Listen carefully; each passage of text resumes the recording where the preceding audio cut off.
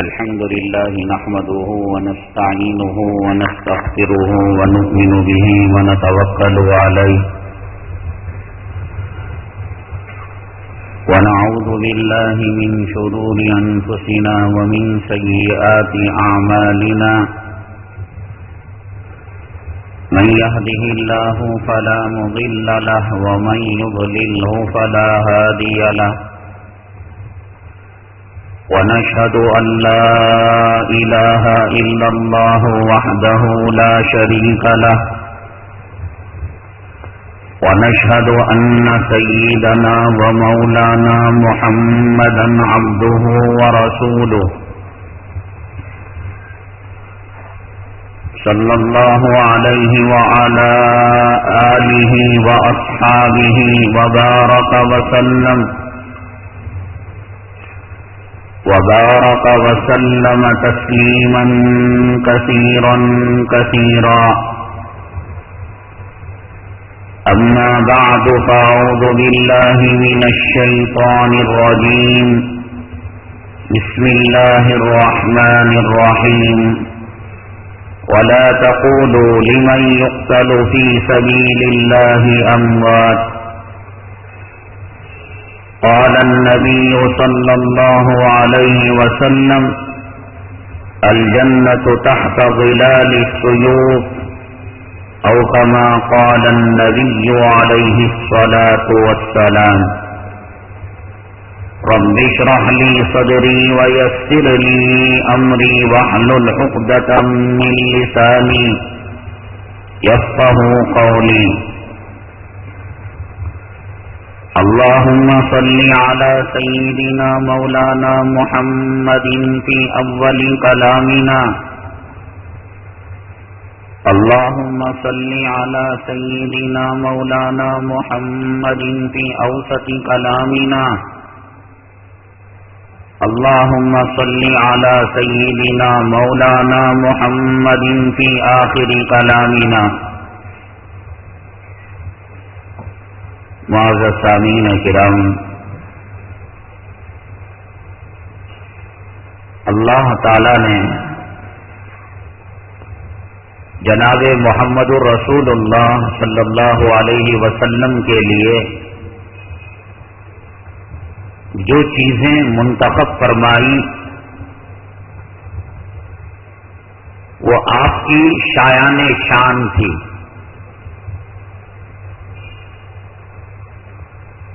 آپ کا جو مقام، مرتبہ اور جو درجہ ہے، اسی مناسبت سے اللہ تعالی نے آپ کے لیے جو چیزیں ضروری تھیں وہ بھی اسی لائق اور اس کے شان اللہ نے ان کو چنا. دنیا کا بہت بڑا قصہ ہے. کہیں موسم خوشگوار ہے، کہیں سرد ہے، کہیں گرم ہے، کہیں معتدل ہے، کہیں سارے ملک کو سرسبز و شادابی کی چادر نے گھیر رکھا ہے. کشمیر ہی کے بارے میں علامہ اقبال نے کہا کہ زمین پر اگر جنت ہوتی تو یہی ہوتی، یہی ہوتی، یہی ہوتی. وہاں کے دلکش نظارے اور خوبصورت مناظر کو دیکھ کر اللہ کی یاد اور قدرت کی یاد تازہ ہوتی ہے. لیکن اللہ تعالی نے جناب محمد رسول اللہ صلی اللہ علیہ وسلم کے لیے دنیا میں تشریف آوری کے لیے جس ملک کا انتخاب کیا وہ دنیا کا سب سے قیمتی اور دنیا کا سب سے بہترین ملک اللہ کے یہاں یہ ملک عرب ہے. ملک عرب میں مکہ مکرمہ شہر کو منتخب کیا. خاندان اور قبیلے کے لیے ملک عرب میں سب سے اونچا عزت والا جو خاندان اور قبیلہ تھا وہ قریش تھا. وہ قریش منتخب کیا. اس زمانے کے اندر عجیب و غریب قسم کے معبودان باطلہ کی طرف نسبت کر کر نام رکھے جاتے تھے. عبد العزا، عبد الود، عبد الیغوث، عبد الشمس، عبد القمر، چاند کا بندہ، سورج کا بندہ، حارث کا بندہ، ود کا بندہ، یغوث، بتوں کی طرف نسبت کر کر اللہ نے آپ کے لیے جس باپ کا انتخاب کیا وہ عبداللہ تھا. اور عورتوں کے اندر خیانت، باپ کے مرنے کے بعد سوتیلا بیٹا ماں کو پراپرٹی سمجھ کر حاصل کر کر اس سے وہ منافع حاصل کرتا اور وہ سلوک کرتا جو خاوند بیوی کے ساتھ کرتا تھا. لیکن اللہ نے آپ کے لیے جو ماں دی وہ آمینہ تھی، امن والی، جس کا ظاہر بھی پرامن اور جس کا باطن بھی پرامن. اللہ نے آپ کو جو کلام دیا وہ افضل الکلام توریت، انجیل اور زبور اللہ کی کتابیں ہیں، اللہ کا کلام نہیں، سمجھیے گا. اور قرآن شریف اللہ کا کلام ہے جس کو اللہ نے، جیسے ہم تقریر کر رہے ہیں، بول رہے ہیں، تو اللہ نے اس کلام کا تکلم فرمایا. سورہ فاتحہ کو اللہ نے پڑھا، حضرت جبرائیل علیہ السلام نے سنا، جبرائیل علیہ السلام نے آقا کے سامنے پڑھا، آقا نے سنا. توریت کی تلاوت اللہ نے نہیں کی، زبور کی تلاوت اللہ نے نہیں کی، انجیل کی تلاوت اللہ نے نہیں کی، صحف ابراہیم اور صحف موسیٰ کی تلاوت اللہ نے نہیں کی. دیا کتاب، اپنا کلام دیا. ملک اعلیٰ، خاندان اعلیٰ، باپ اعلیٰ، ماں اعلیٰ، اور اللہ نے جو قوم دیا تھا آپ کو، اس قوم کی غیرت عربوں کے اندر میرے خیال میں آج بھی وراثتاً وہ غیرت، وہ حمیت، وہ شجاعت، وہ دلیری اور بہادری، ان کی مثال پوری دنیا میں نہیں ملتی. زندگی ان کے پاس کوئی معنی نہیں، مطلب نہیں. ذرا کاٹا پیر میں چبھ گیا، انفیکشن ہو جائے گا، یہ کھا لیا، یہاں درد وہاں درد. عورت، زندگی، اولاد، مال، رہنے تک تو خوب کھیلتے، لیکن اس کے لیے کبھی نہیں جیتے تھے. ان کے پاس مردانیت، شجاعت، عزت بہت بڑی چیز تھی. مردانیت کی نشانی اس زمانے کے اندر داڑھی تھی. نہ ابو جہل داڑھی مڈاتا تھا، نہ داڑھی کو تراشتا تھا، نہ ابو لہب، نہ عتبہ، نہ شیبہ، نہ ابی ابن سلول، سب داڑھی والے تھے. مردانیت کی نشانی وہ سمجھے ہوئے تھے. فرعون داڑھی والا تھا، مردانیت کی نشانی وہ سمجھے ہوئے تھا. نمرود داڑھی والا تھا، مردانیت کی نشانی وہ سمجھے ہوئے تھا.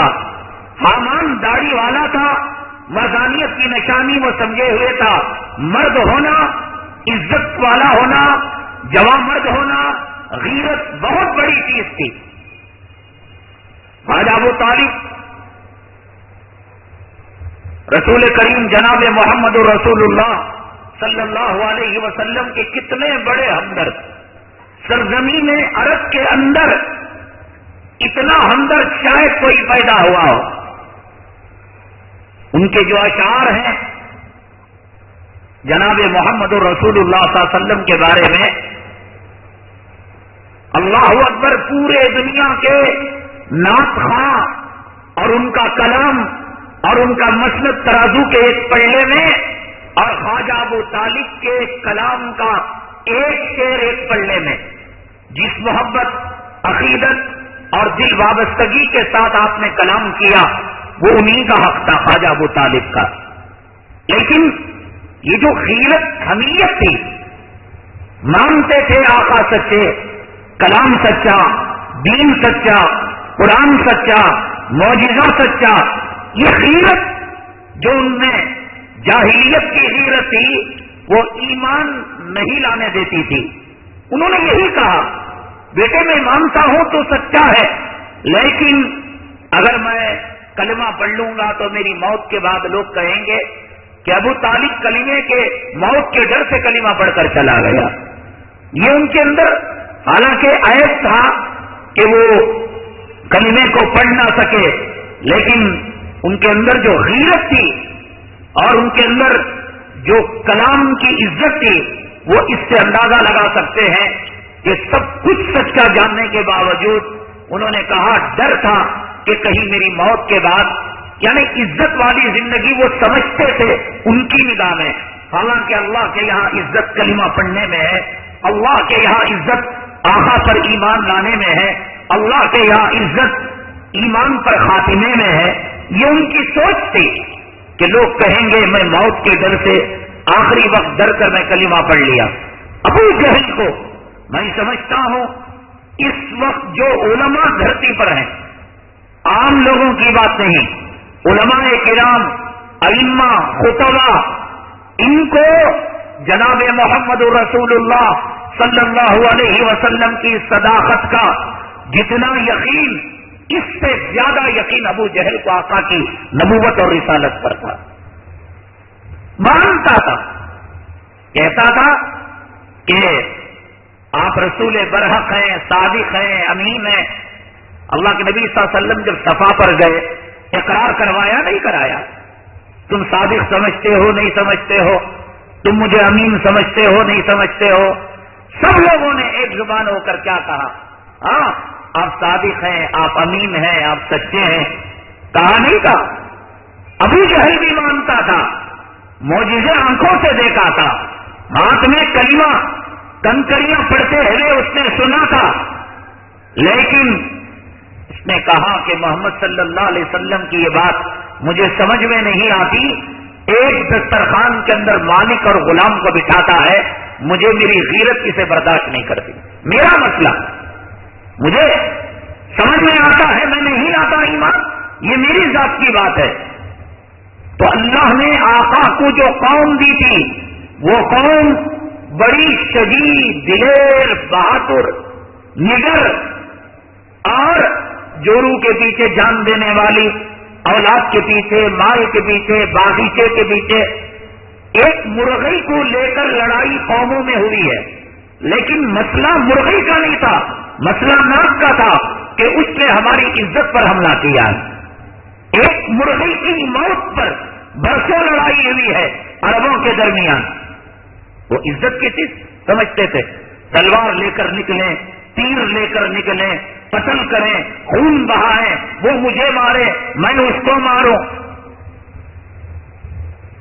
اسی طریقے سے آج کے جو صحابی ہیں حضرت زیاد رضی اللہ تعالیٰ، ان کا بھی بڑا عجیب و غریب قصہ ہے۔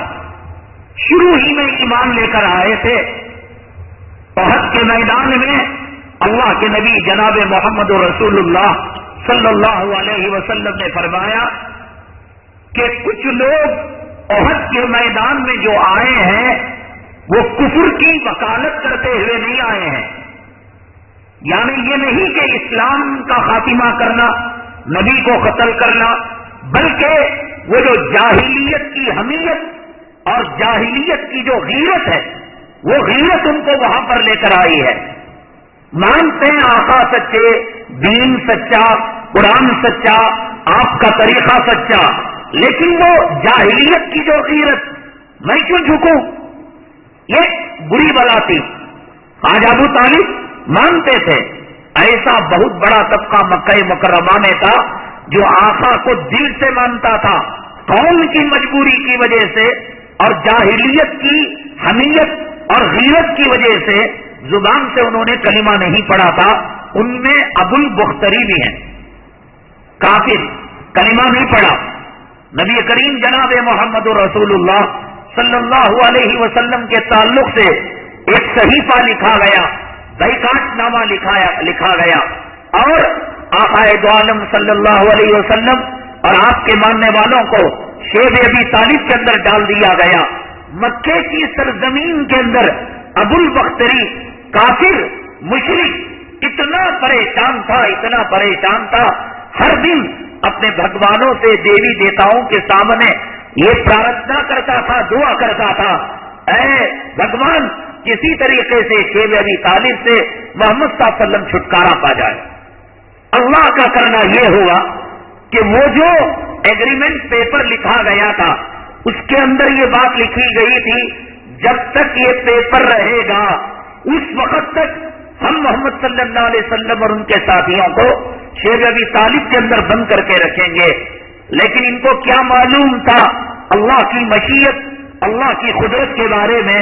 اللہ نے وقت سے پہلے دماغ کا کیڑا اس پیپر کو چاٹنے کے لیے چھوڑ دیا، اور وہ کیڑا چاٹتے چاٹتے پیپر ختم ہونے لگا۔ یہ ابو البختری، یہ کافر، یہ مشرک وہ ہے کہ جس نے عرب قوم کو للکارا، تم نے اپنی زبان کی لاج رکھی ہے، اپنے عہد و پیمان کی لاج رکھی ہے، تم جان تو دے سکتے ہو، زبان کے خلاف کام نہیں کر سکتے، تمہارا وعدہ ہے کہ یہ پیپر کے رہنے تک، دیکھو پیپر ختم ہو چکا، مطلب اگریمنٹ ختم ہو چکا، شیب ابی طالب سے رسول اللہ صلی اللہ علیہ وسلم اور صحابہ کرام کو رہا کرو۔ یہ پہلا آدمی تھا ابو البختری کہ جس نے شیب ابی طالب سے حضرات صحابہ کرام کو نکالنے کے لیے اس نے کوشش کی اور پہل کی، اور کہا جا سکتا ہے اس کی کوشش کے نتیجے میں حضرات صحابہ کرام شیب ابی طالب کی اذیتوں اور قید و بند کی صعوبتوں سے آزاد ہوئے۔ اللہ کے نبی صلی اللہ علیہ وسلم کو اس کا احساس تھا۔ ابو البختری اور ابو طالب اس جیسا بہت بڑا طبقہ مانتا ہے، لیکن جاہلی حمیت اور جاہلی غیرت کی وجہ سے وہ کلمہ نہیں پڑھتا ہے۔ احد کے میدان میں کھچ کھچا کر ابو البختری آ چکا تھا، لیکن مقصد یہ نہیں تھا کسی صحابی کو قتل کرے، یہ اسلام کا پرچم اپنے پیروں تلے رونڈے یا اسلام کا نام و نشان مٹائے۔ سب چل گئے، اگر یہ نہ چلتا قوم تانا دیتی، قوم اس کو گالیاں دیتی، مکے کے لوگ جا رہے ہیں، تم یہاں پر عورت بن کر ہجڑا بن کر بیٹھے ہو، یہ تانے سے بچنے کے لیے احد کے میدان میں آ گیا۔ یہ حضرت زیاد رضی اللہ تعالیٰ اللہ کے نبی صلی اللہ علیہ وسلم نے صحابہ کرام کو بتایا تھا، فلاں فلاں فلاں فلاں یہ تمہاری تلوار کی زد میں بھی آ جائیں، ان کو نہیں مارنا، اس لیے کہ ان کے اندر جو کیفیات ہیں لگتا ہے آج نہیں کل یہ لوگ صاحب ایمان ہو جائیں گے اور کلمہ پڑھ لیں گے، اس لیے کہ اندر کی جو خوشبو ہے ابھر کر یہ باہر ظاہر ہوگی۔ اور کچھ لوگوں کے بارے میں بتایا کہ ان کو یہاں قتل کر کر زندہ درگور کر دیا جائے گا اور وہاں قتل کر کر ان کی مسان بنا دی جائے گی، یہ بھی فرمایا، یہ بھی فرمایا۔ حضرت زیاد رضی اللہ تعالیٰ جب گئے مجاہدانہ انداز میں، ابو البختری آپ کے تلوار کے نیچے آ گیا، ایک زد کے اندر حضرت زیاد رضی اللہ تعالیٰ اس کا سر قلم کر سکتے تھے، لیکن اللہ کے نبی صلی اللہ علیہ وسلم کی ہدایت تھی ابو البختری کو قتل نہ کیا جائے میدان جنگ کے اندر۔ تو ابو البختری سے خطاب کر کر حضرت زیاد رضی اللہ تعالیٰ نے فرمایا، میرے محبوب میرے آقا نے تیرے تعلق سے اپنے دل کے اندر نرم گوشہ رکھا ہے، اس لیے میں تجھے چھوڑتا ہوں۔ ابو البختری کے ساتھ اس کا ایک دوست تھا، ایک چڈی یار تھا۔ ابو البختری، میں نے کہا نا یہ لوگ حمیت، غیرت، جواں مردی، بہادری، ہمارا مسئلہ یہ اپنے لوگ جائیں بھاڑ میں، دنیا کے پیٹ میں لگے آگ اور کسی کا گھر تباہ ہو جائے، ویران ہو جائے، خود پیٹ کی پوجا ہونا چاہیے، میرا بچہ میری جو روٹی ہونی چاہیے۔ کافر تھا، مشرک تھا، غیرت تھی، حمیت تھی۔ اس نے حضرت زیاد رضی اللہ تعالیٰ عنہ کو کہا، اگر تمہیں میرے سے نہیں لڑنا ہے، یہ میرا دوست ہے چڈی یار، اس کو بھی ہاتھ نہیں لگانا۔ حضرت زیاد رضی اللہ تعالیٰ عنہ نے فرمایا، آقا نے اس کی ضمانت نہیں دی، اب تو میں اپنا مجاہدانہ وار اور ابھی میں اس کے سامنے جہاد کا وہ کرشمہ اور وہ میں کرتب دکھاؤں گا، بیٹے تو دیکھتا رہ جائے گا۔ ابو البختری نے کہا، میرے دوست کو ہاتھ لگانے سے پہلے مجھے نمٹنا پڑے گا۔ حضرت زیاد نے فرمایا، اپنی جان کی امان چاہتے ہو، تمہیں قید کر کر آقا کے قدموں میں پیش کر دوں گا، ممکن ہے آقا کے جوتوں کے صدقے میں تمہیں ایمان نصیب ہو جائے اور تمہیں دولت اسلام کی نصیب ہو جائے. یہ صحبت بڑی چیز ہے اولیاء کرام کی, یہ صحبت بڑی چیز ہے علماء حقانی کی, یہ صحبت بڑی چیز ہے اکابرین کی. یہ جو علامہ حضرت لاہوری رحمت اللہ علیہ تھے, پرویز نام کا ایک قادیانی تھا, پکا قادیانی. نہ صرف یہ کہ وہ قادیانی تھا, قادیانیت کا مبلغ اور داعی تھا, اور ان کے جو بیٹے تھے اپنے وقت کے بڑے عالم تھے حضرت مولانا صفدر اکاڑوی رحمت اللہ علیہ. ان کو بیرسٹر آف احناف, حنفیوں کے وکیل ان کو کہا جاتا تھا, اور ان کو دیکھ کر غیر مقلد ایسے بھاگتا ہے جیسے شیطان اذان کی آواز سن کر بھاگتا ہے.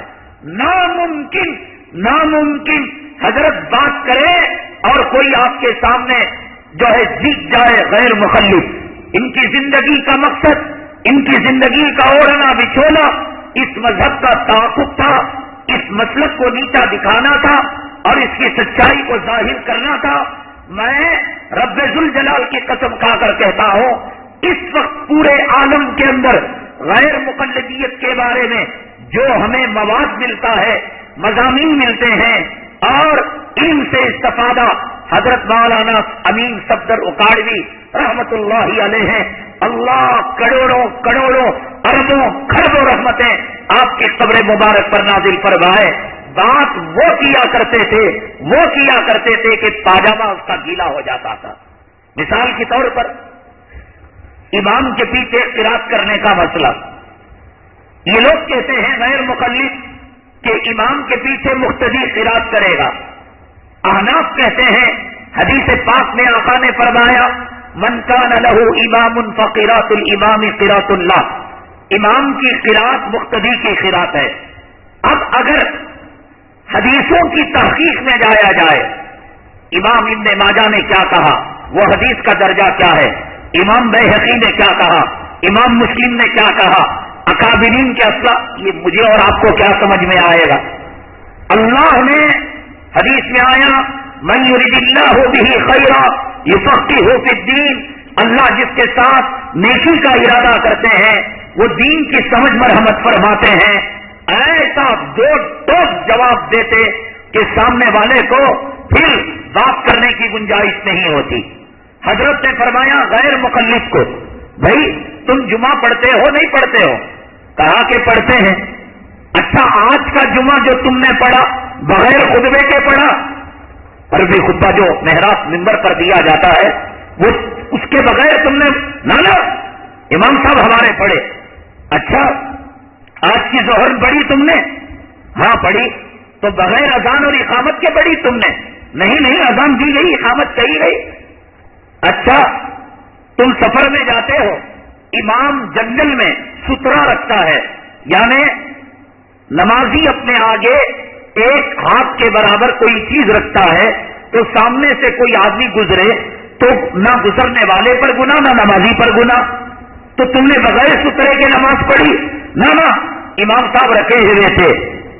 اچھا کلام پاک کی کتنی صورتیں ہیں, کہا 114 صورتیں. فرمایا تم امام کے پیچھے تراویح میں 113 صورتیں پڑھتے ہو, سورہ فاتحہ تو پڑھتے ہو اور 7 سورہ بقرہ, سورہ آل عمران.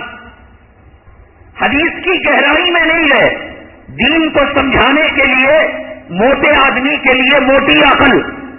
اب وہ سمجھ میں اس کو آ نہیں رہا تھا, اس نے سب کو ہاں ہاں ہاں ہاں ہاں کہہ دیا. تو حضرت کہنے لگے اللہ کے بندے, جب مؤذن کی اذان سارے نمازیوں کے لیے کافی ہے, مؤذن کی اقامت سارے مصلیوں کے لیے کافی ہے, امام کا سترا سارے مصلیوں مقتدیوں کے لیے کافی ہے, امام کا خطبہ سارے جمعہ پڑھنے والوں کے لیے کافی ہے. ایک آتا ہے کتے کا پاخانہ کھا کر, سور کا پیشاب پی کر, باپ کے مرے ہوئے پیٹ کو چکن کر اس کا پاخانہ چاٹ کر 1:30 بجے 2 بجے, اور امام جب نماز میں تشہد میں رہتا ہے, اب وہ جو تشہد میں رہتا ہے امام سلام پھیرنے کے بعد 2 رکعت پڑھتا نہیں پڑھتا ہے, تو کیا وہ بغیر خطبے کے نماز پڑھا تشہد میں آنے والا, تو وہ بھی خطبے کے ساتھ نماز پڑھا. تو فرمایا امام کا خطبہ ہو رہا ہے, مؤذن کی اقامت ہو رہی ہے, مؤذن کی نماز ہو رہی ہے, امام کا سترہ ہو رہا ہے, اور امام کے پیچھے تراویح میں تم لوگ 113 سورتیں کہتے ہو. امام کے پڑھنے سے ہماری 113 سورتیں ہو گئی. ایک مرتبہ حضرت ختم شریف ہوا 27ویں میں یا 29 میں, اپنی کہیں مسجد میں بیان کے لیے گئے. راستے کے اندر غیر مقلدوں کی مسجد تھی, وہاں سے ایک مقتدی اپنا ختم کر نکل رہا تھا. کہا کہ بھئی کیا ہوا, آپ کے یہاں بڑی دعا ہو رہی تھی بیان. وہ کہنے لگا ہمارے یہاں ختم شریف ہوا.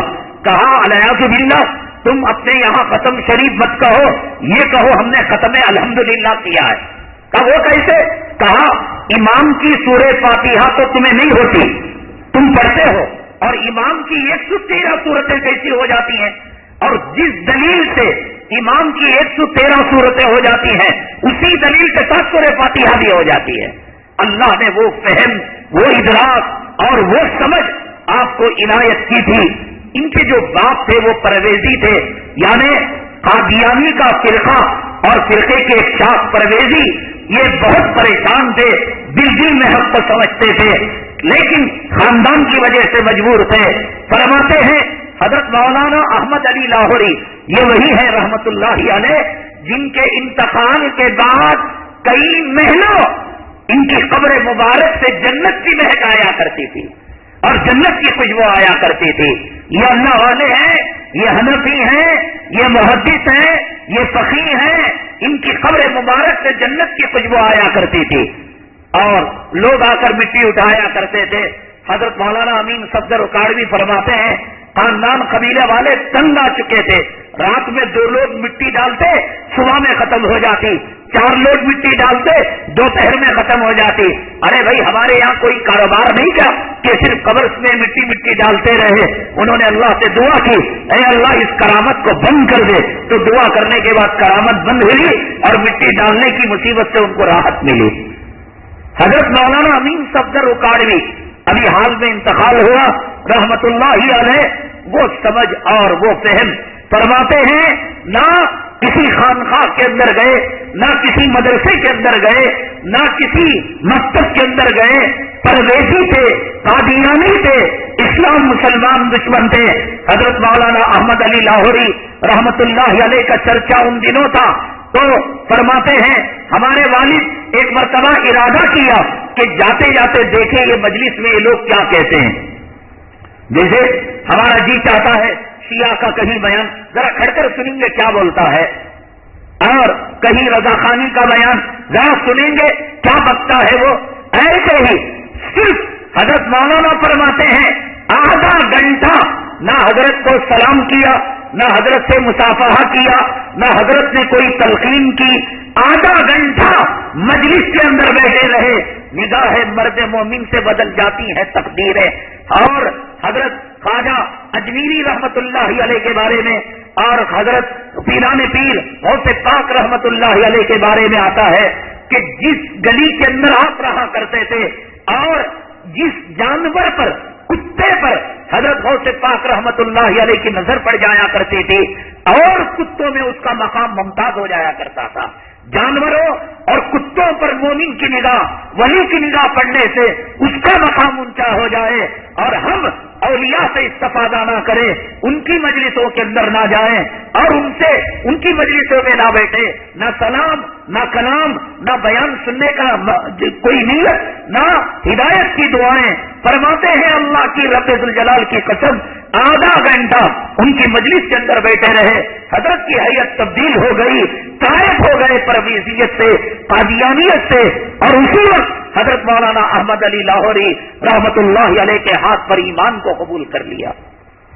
آج ایک مذاق بن رکھا ہے, بھائی جگا دو سونے والوں کو.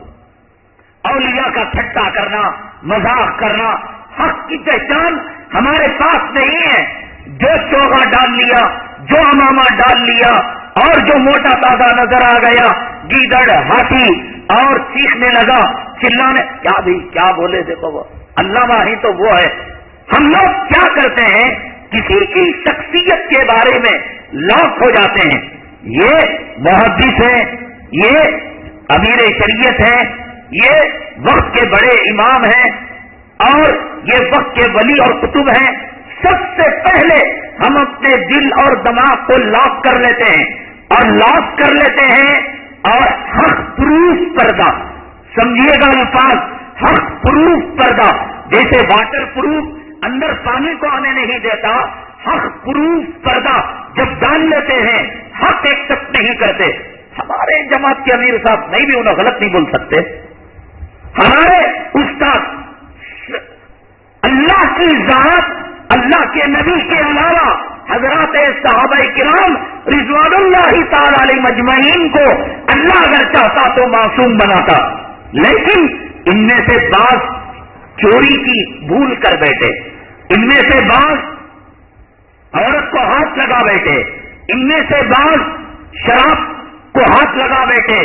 اللہ اگر چاہتا نبی کریم جناب محمد رسول اللہ صلی اللہ علیہ وسلم کے لیے صحابہ کی جو جماعت تھی یہ کوئی گناہ نہ کرتے، ان سے یہ بھول کروا کر اللہ نے قیامت تک آنے والے لوگوں کو بتایا یہ میرے نبی کے وہ صحابہ جن کو قرآن کے اندر غور سے سنو رضی اللہ عنہم ورضوا عنہ یہ لقب میں نے دیا، موت سے پہلے میری رضامندی کا پروانہ دیا، موت سے پہلے جنت کا پروانہ دیا، موت سے پہلے نبی کی غلامی اور شاگردگی میں نے دی.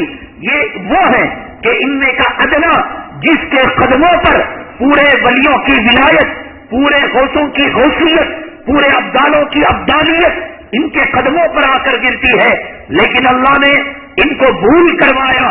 آپ جانتے ہیں کہ کسی صحابیہ سے فلاں عمل ہو گیا، کسی صحابی سے ہم ان کا چرچا نہیں کرنا چاہتے، بطور مثال کے میں عرض کر رہا ہوں کیوں کروایا؟ اس لیے کہ تمہارے پیر اور مرشد، تمہارا استاد، تمہارا جماعت کا امیر، تمہارا مولوی، تمہارا محدث، تمہارا امیر شریعت و شرارت گناہ سے معصوم نہیں ہو سکتا. جب صحابہ رضی اللہ عنہم ورضوا عنہ کا کتاب پا کر فَإِنْ آمَنُوا بِمِثْلِ مَا آمَنْتُمْ بِهِ فَقَدِ اهْتَدَوْا عَلَيْكُمْ بِسُنَّتِي وَسُنَّةِ الْخُلَفَاءِ الرَّاشِدِينَ أَصْحَابِي كَالنُّجُومِ بِأَيِّهِمْ اِقْتَدَيْتُمْ. آسمان ہدایت کے یہ مہتاب و آفتاب، آسمان ہدایت کے ستارے اللہ نے بھول کروایا تاکہ ہم حق پروف چادر اپنے جسموں کے اوپر نہ ڈالیں.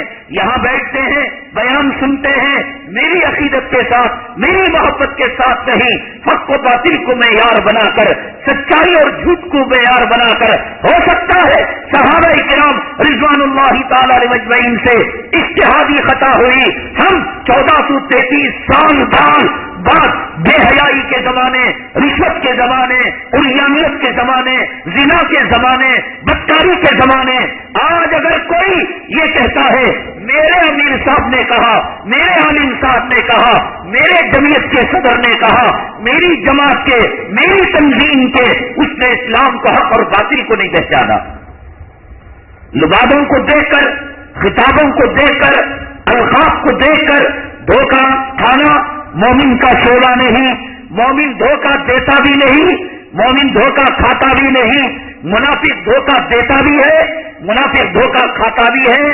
اس دنیا میں بھی آخرت میں بھی منافق یہ نہ سمجھے کہ میں نے اپنے قول و عمل سے سامنے والے کو بے وقوف بنا دیا، سامنے والے کو میں نے دھوکہ دے دیا. یخادعون اللہ والذین آمنوا وما یخدعون الا انفسهم وما یشعرون. اللہ تعالیٰ فرماتے ہیں یہ لوگ سمجھتے ہیں اللہ رسول کو دھوکہ دیتے ہیں، لیکن حقیقت میں اپنے آپ کو دھوکہ دیتے ہیں. قیامت کے دن اللہ تعالیٰ ان منافقوں کو کہے گا تشریف لے جائیے جنت میں. آپ کی داڑھی، آپ کا امامہ، آپ کا جبہ، آپ کے چلے، آپ کی خانقاہ، آپ کے بیان کے چرچے، آپ کا جذبہ جہاد، آپ کا جذبہ شہادت، آپ کا مساجد کا تعمیر، اللہ اکبر، تشریف لے جائیے جنت میں. حدیث پاک میں آتا ہے یہ دوڑتے ہوئے جنت کی طرف جائیں گے، کہیں گے دنیا میں ان کو بے وقوف بناتا تھا اور ایسا ویسا کرتا تھا، یہاں یہ فرشتے بھی دھوکے میں آ گئے. اور جب جنت میں ایک قدم اور باہر ایک قدم ہوگا، اللہ تعالیٰ فرمائیں گے ان کو منہ کے بل چپ گرا کر، ذلت کے ساتھ گالیاں دے کر، ان کو رونتے ہوئے منہ کے بل گھسیٹ کر پورے عالم کے سامنے ذلیل کر کر جہنم میں ڈالو. یہ لوگ کہیں گے اللہ جہنم میں ڈالنا تھا سیدھا ڈال دیتا، چلے جاتے، یہ کیا طریقہ، جنت میں جاؤ۔ ہم جو ہے اکڑنے لگے، جورو کے سامنے مرد، مرد کے سامنے جورو، دوست کے سامنے دوست، یار کے سامنے یار۔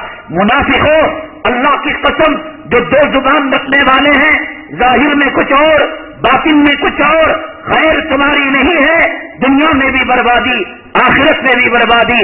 اللہ تعالیٰ فرمائیں گے تمہارا عمل ایسا تھا کہ ظاہری اعتبار سے جنت میں جانے کا بے پار کرے گا۔ اللہ کی قسم بھائی، میں مرتا مر جاتا ہوں، جھوٹ نہیں بولتا، پورا بازار پھر کو دیکھ لیو، اگر تم نہ 1 روپیہ 4 آنے کم کانٹوں میں ملیا تو 100 پیس میں لے لے، 1 نمبر کا جھوٹا، اس کو معلوم یہ تھکا ہوا ہے۔ اور دیکھو ابھی ہمیں نمازی بھی نماز کا گٹا لگو ہے، داڑھی ہے، ہمیں جھوٹ نہیں بولتے، ہمیں جھوٹ نہیں بولتے، داڑھی دکھا کر، نماز دکھا کر، پرہیزگاری دکھا کر، علماء سے اپنا رشتہ بتا کر جو دھوکہ دیتے ہیں، اللہ قیامت میں ان کو دھوکے میں رکھے گا، جنت میں لے جائے گا، اور قریب آنے سے پہلے ذلیل کر کر جہنم میں۔ وہ لوگ پوچھیں گے اے اللہ کیوں کیا؟ کہا دنیا میں تمہارا ظاہری عمل جنت کا تھا، جنت کا نقشہ دیکھ لیے، اب تمہارا باطن جہنم کا تھا، جاؤ جہنم کا گو اور پیشاب پیخانہ کھاؤ۔ وہی معاملہ ان کو وہاں یہ صاف کیا جائے گا۔ حق اور باطل کو پہچانا، سچ اور جھوٹ کو پہچاننا آج کے زمانے کے اندر ایک بہت بڑا جہاد ہے اور بہت بڑی کوشش ہے۔ ہر کوئی اس کو نہیں کر سکتا، ہر کوئی اس کو پہچان نہیں سکتا، اس لیے سب سے بڑی غلطی کیا کرتے ہیں، دیوبند سے آئے لاکھ ہو گئے، ہمارے ذمہ دار لاکھ ہو گئے، اب انہوں جماعت کو جہاد بولیں گے، جہاد کو جماعت بولیں گے، حق کو باطل بولیں گے، علماء کی توہین کریں گے اور پگڑی والوں کی توہین کریں گے۔ ہمارے حضرت بولے گے، وہ مجید کو جانو کو کر کو بولے، ان کا بیان نہیں سننا کر کو بولے، اس سے کام نہیں چلتا۔ آپ صحابہ کرام کو دیکھیں، بھول ان سے ہوئی، اپنے امیر سے بھول ہو سکتی ہے، اپنے پیر و مرشد سے بھول ہو سکتی ہے، اپنے امام اور خطیب سے خطا ہو سکتی ہے، یہ سوچ کر قدم آگے بڑھائیں گے، اللہ تبارک تعالیٰ کامیابی دے گا۔ کئی لوگ ہیں کہتے ہیں حضرت کیا بھی بیان نہ ان کا اتنے جمعہ سے نہیں آتے، پوچھتا ہوں میں کیوں نہیں آ رہی، سیم تمہارے جیسا بیان حضرت، وہاں بیٹھے تو جی چاہتا تلوار لے کر نکل جانا، گھوڑے پر بیٹھنا۔ اب اس کے بعد بڑی مشقت سے کئی CD کیسٹ وغیرہ تب پتا چلتا ہے کہ ان کو اس بات کا بھی پتا نہیں کہ ڈپو کا چاول کیا ہوتا ہے اور باسمتی کا چاول کیا ہوتا ہے، ٹاٹ کیا ہوتا ہے، ریشم کیا ہوتا ہے۔ دیکھو آدمی جب بیمار ہوتا ہے زبان کا ذائقہ ختم ہو جاتا ہے، نہ اسے بریانی اچھی لگتی ہے، نہ کھچڑی اچھی لگتی ہے، نہ سادہ چاول اچھا لگتا ہے۔ نفاق کے جراثیم، کفر کے جراثیم ہمارے ایمان پر حملہ کر دیتے ہیں۔ نفاق کا وائرس اگر ہمارے جسم میں داخل ہو جاتا ہے، سب قراتیں اچھی، سب بمبڑیاں اچھی، سب چیخیں اچھی، سب بھی وہ بولتے سو حضرت، وہ حلال، وہ حرام، وہ نماز، وہ داڑھی، وہ جہاد، سب اللہ تبا۔ جیسے جو آدمی بیمار ہوتا ہے، لقمہ مار دیا اس کو، فالج کا اثر ہو گیا، ہاتھ میں ٹھنڈا ڈالو، انگار کا ڈلہ ڈالو، سوئی چباؤ، تلوار سے کاٹو، پتہ نہیں لگتا، مر گیا جسم، ہمارا ایمان مر گیا۔ نفاق کرتے کرتے، مال کی محبت کرتے کرتے، جو چیخا بلا وجہ چیخا، اللہ نے فرمایا، حضرت کیا زبردست تقریر، کیا فرمایا، کیوں کہا؟ ایک صاحب کہہ رہے تھے سیرت کا بیان سننا تو ان کا سننا، بڑی مشکل سے ہم نے CD حاصل کی اور بیان لیا، 10 منٹ تک انہوں نے ایسے الفاظ کہے، کرامن کاتبین کو بھی ڈکشنری دینے کی ضرورت پڑی ہوگی کہ پیغمبر چنی ہے، پیغمبر چنا ہے، پیغمبر ہمی ہے، پیغمبر ہما ہے، پیغمبر انی ہے، پیغمبر انا ہے۔ 15 منٹ یہ انی کیا، انا کیا، چنی کیا، چنا کیا، ہمی کیا، ہما کیا، پورا بول کر سانس روکا، نعرہ تکبیر، نعرہ رسالت۔ اب یہ ہمارا مزاج، اللہ کے لیے مزاج بناؤ حق اور باطل کو پہچاننے کا۔ مدرسے کا محتمم، مدرسے کا شیخ الحدیث، خانقاہ چلانے والا، صحابہ کرام سے حق و باطل کو پہچاننے کے لیے انلاک کرنا پڑے گا دل و دماغ کو۔ پہلے آپ کو انلاک کرنا پڑے گا اور اس کے بعد نیوٹرل ہو کر اس کی تقریر کو سننا پڑے گا، اس کی کتاب کو پڑھنا پڑے گا۔ ہر چمکنے والی چیز دنیا کے اندر سونا نہیں ہوتی، ہر چمکنے والی چیز دنیا کے اندر گولڈ نہیں ہوتی، اور ہر بوسیدہ چیز گھٹیا نہیں ہوتی۔ اللہ تبارک تعالیٰ نے فرمایا کہ دنیا کے اندر ایسے ولی، آقا نے فرمایا ایسے ولی، ایسے افضال تمہارے اندر چھپے ہوئے ہیں کہ تم ان کو دیکھ کر جی نہیں چاہے گا کہ ان سے تم دعا کی درخواست کراؤ۔ پھٹے پرانے کپڑے، پیبند لگے کپڑے، سیدھے سادے، دھول لٹی ہوئی سادگی کی زندگی، نہ خانقاہ سے جڑے ہوئے، نہ مدرسے سے جڑے ہوئے، اور حلال کی اتنا اہتمام، حرام کی طرف توجہ بھی نہیں، اور وقت کے ولی اور قطب بنے ہوئے ہیں۔ ان باتوں سے، ان گاڑیوں سے، ان منکے کے دانوں سے دھوکہ نہ کھاؤ، اور خبردار کسی کے بارے میں جانے بغیر کوئی برا لفظ اللہ والوں کے سلسلے میں استعمال نہیں کرنا۔ فتح مکہ کے موقع پر جناب محمد رسول اللہ صلی اللہ علیہ وسلم حضرت اسامہ رضی اللہ تعالیٰ عنہ کو، یہ اسامہ وہ نہیں جو وصال مبارک کے وقت آپ نے ایک لشکر کا کمانڈر ان چیف بنا کر بھیجا، یہ اسامہ نہیں، ایک اسامہ اور تھے، ایک نام کے کئی صحابی تھے، ایک اسامہ تھے، وہ شکل میں کچھ اچھے نہیں تھے، ناک چپٹی تھی، رنگ کچھ سیاہ تھا، اور دیکھنے میں حسین اور دلکش نظر نہیں آ رہے تھے۔ اللہ کے حبیب پاک جناب محمد رسول اللہ صلی اللہ علیہ وسلم کے ساتھ فتح مکہ کے سفر میں آپ کے قافلے میں تھے۔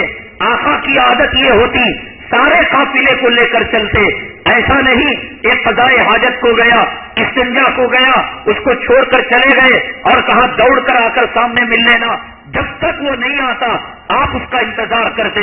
حضرت اسامہ رضی اللہ تعالیٰ اللہ کے نبی صلی اللہ علیہ وسلم سے کہا مجھے استنجا اور قضائے حاجت کی، ٹوائلٹ جانے کی اشد حاجت ہے اور ضرورت ہے۔ آقا نے اجازت مرحمت فرما دی، وہ گئے، خدا جانے کیا مسئلہ پیش آیا، درختوں کے اوٹ میں، پردے میں وہ استنجا کرنے کے لیے، اس چکر میں جو گئے دیر ہو گئی، آنے میں دیر ہو گئی۔ یہاں تل ملاتی دھوپ ہے اور دھوپ جو ہے برس رہی ہے اور چٹک رہی ہے، صحابہ کرام پریشان، اور اللہ کے نبی صلی اللہ علیہ وسلم نے زبان سے کچھ نہیں کہا، بس دعا کر رہے ہیں اسامہ کسی طریقے سے تشریف لے آئے۔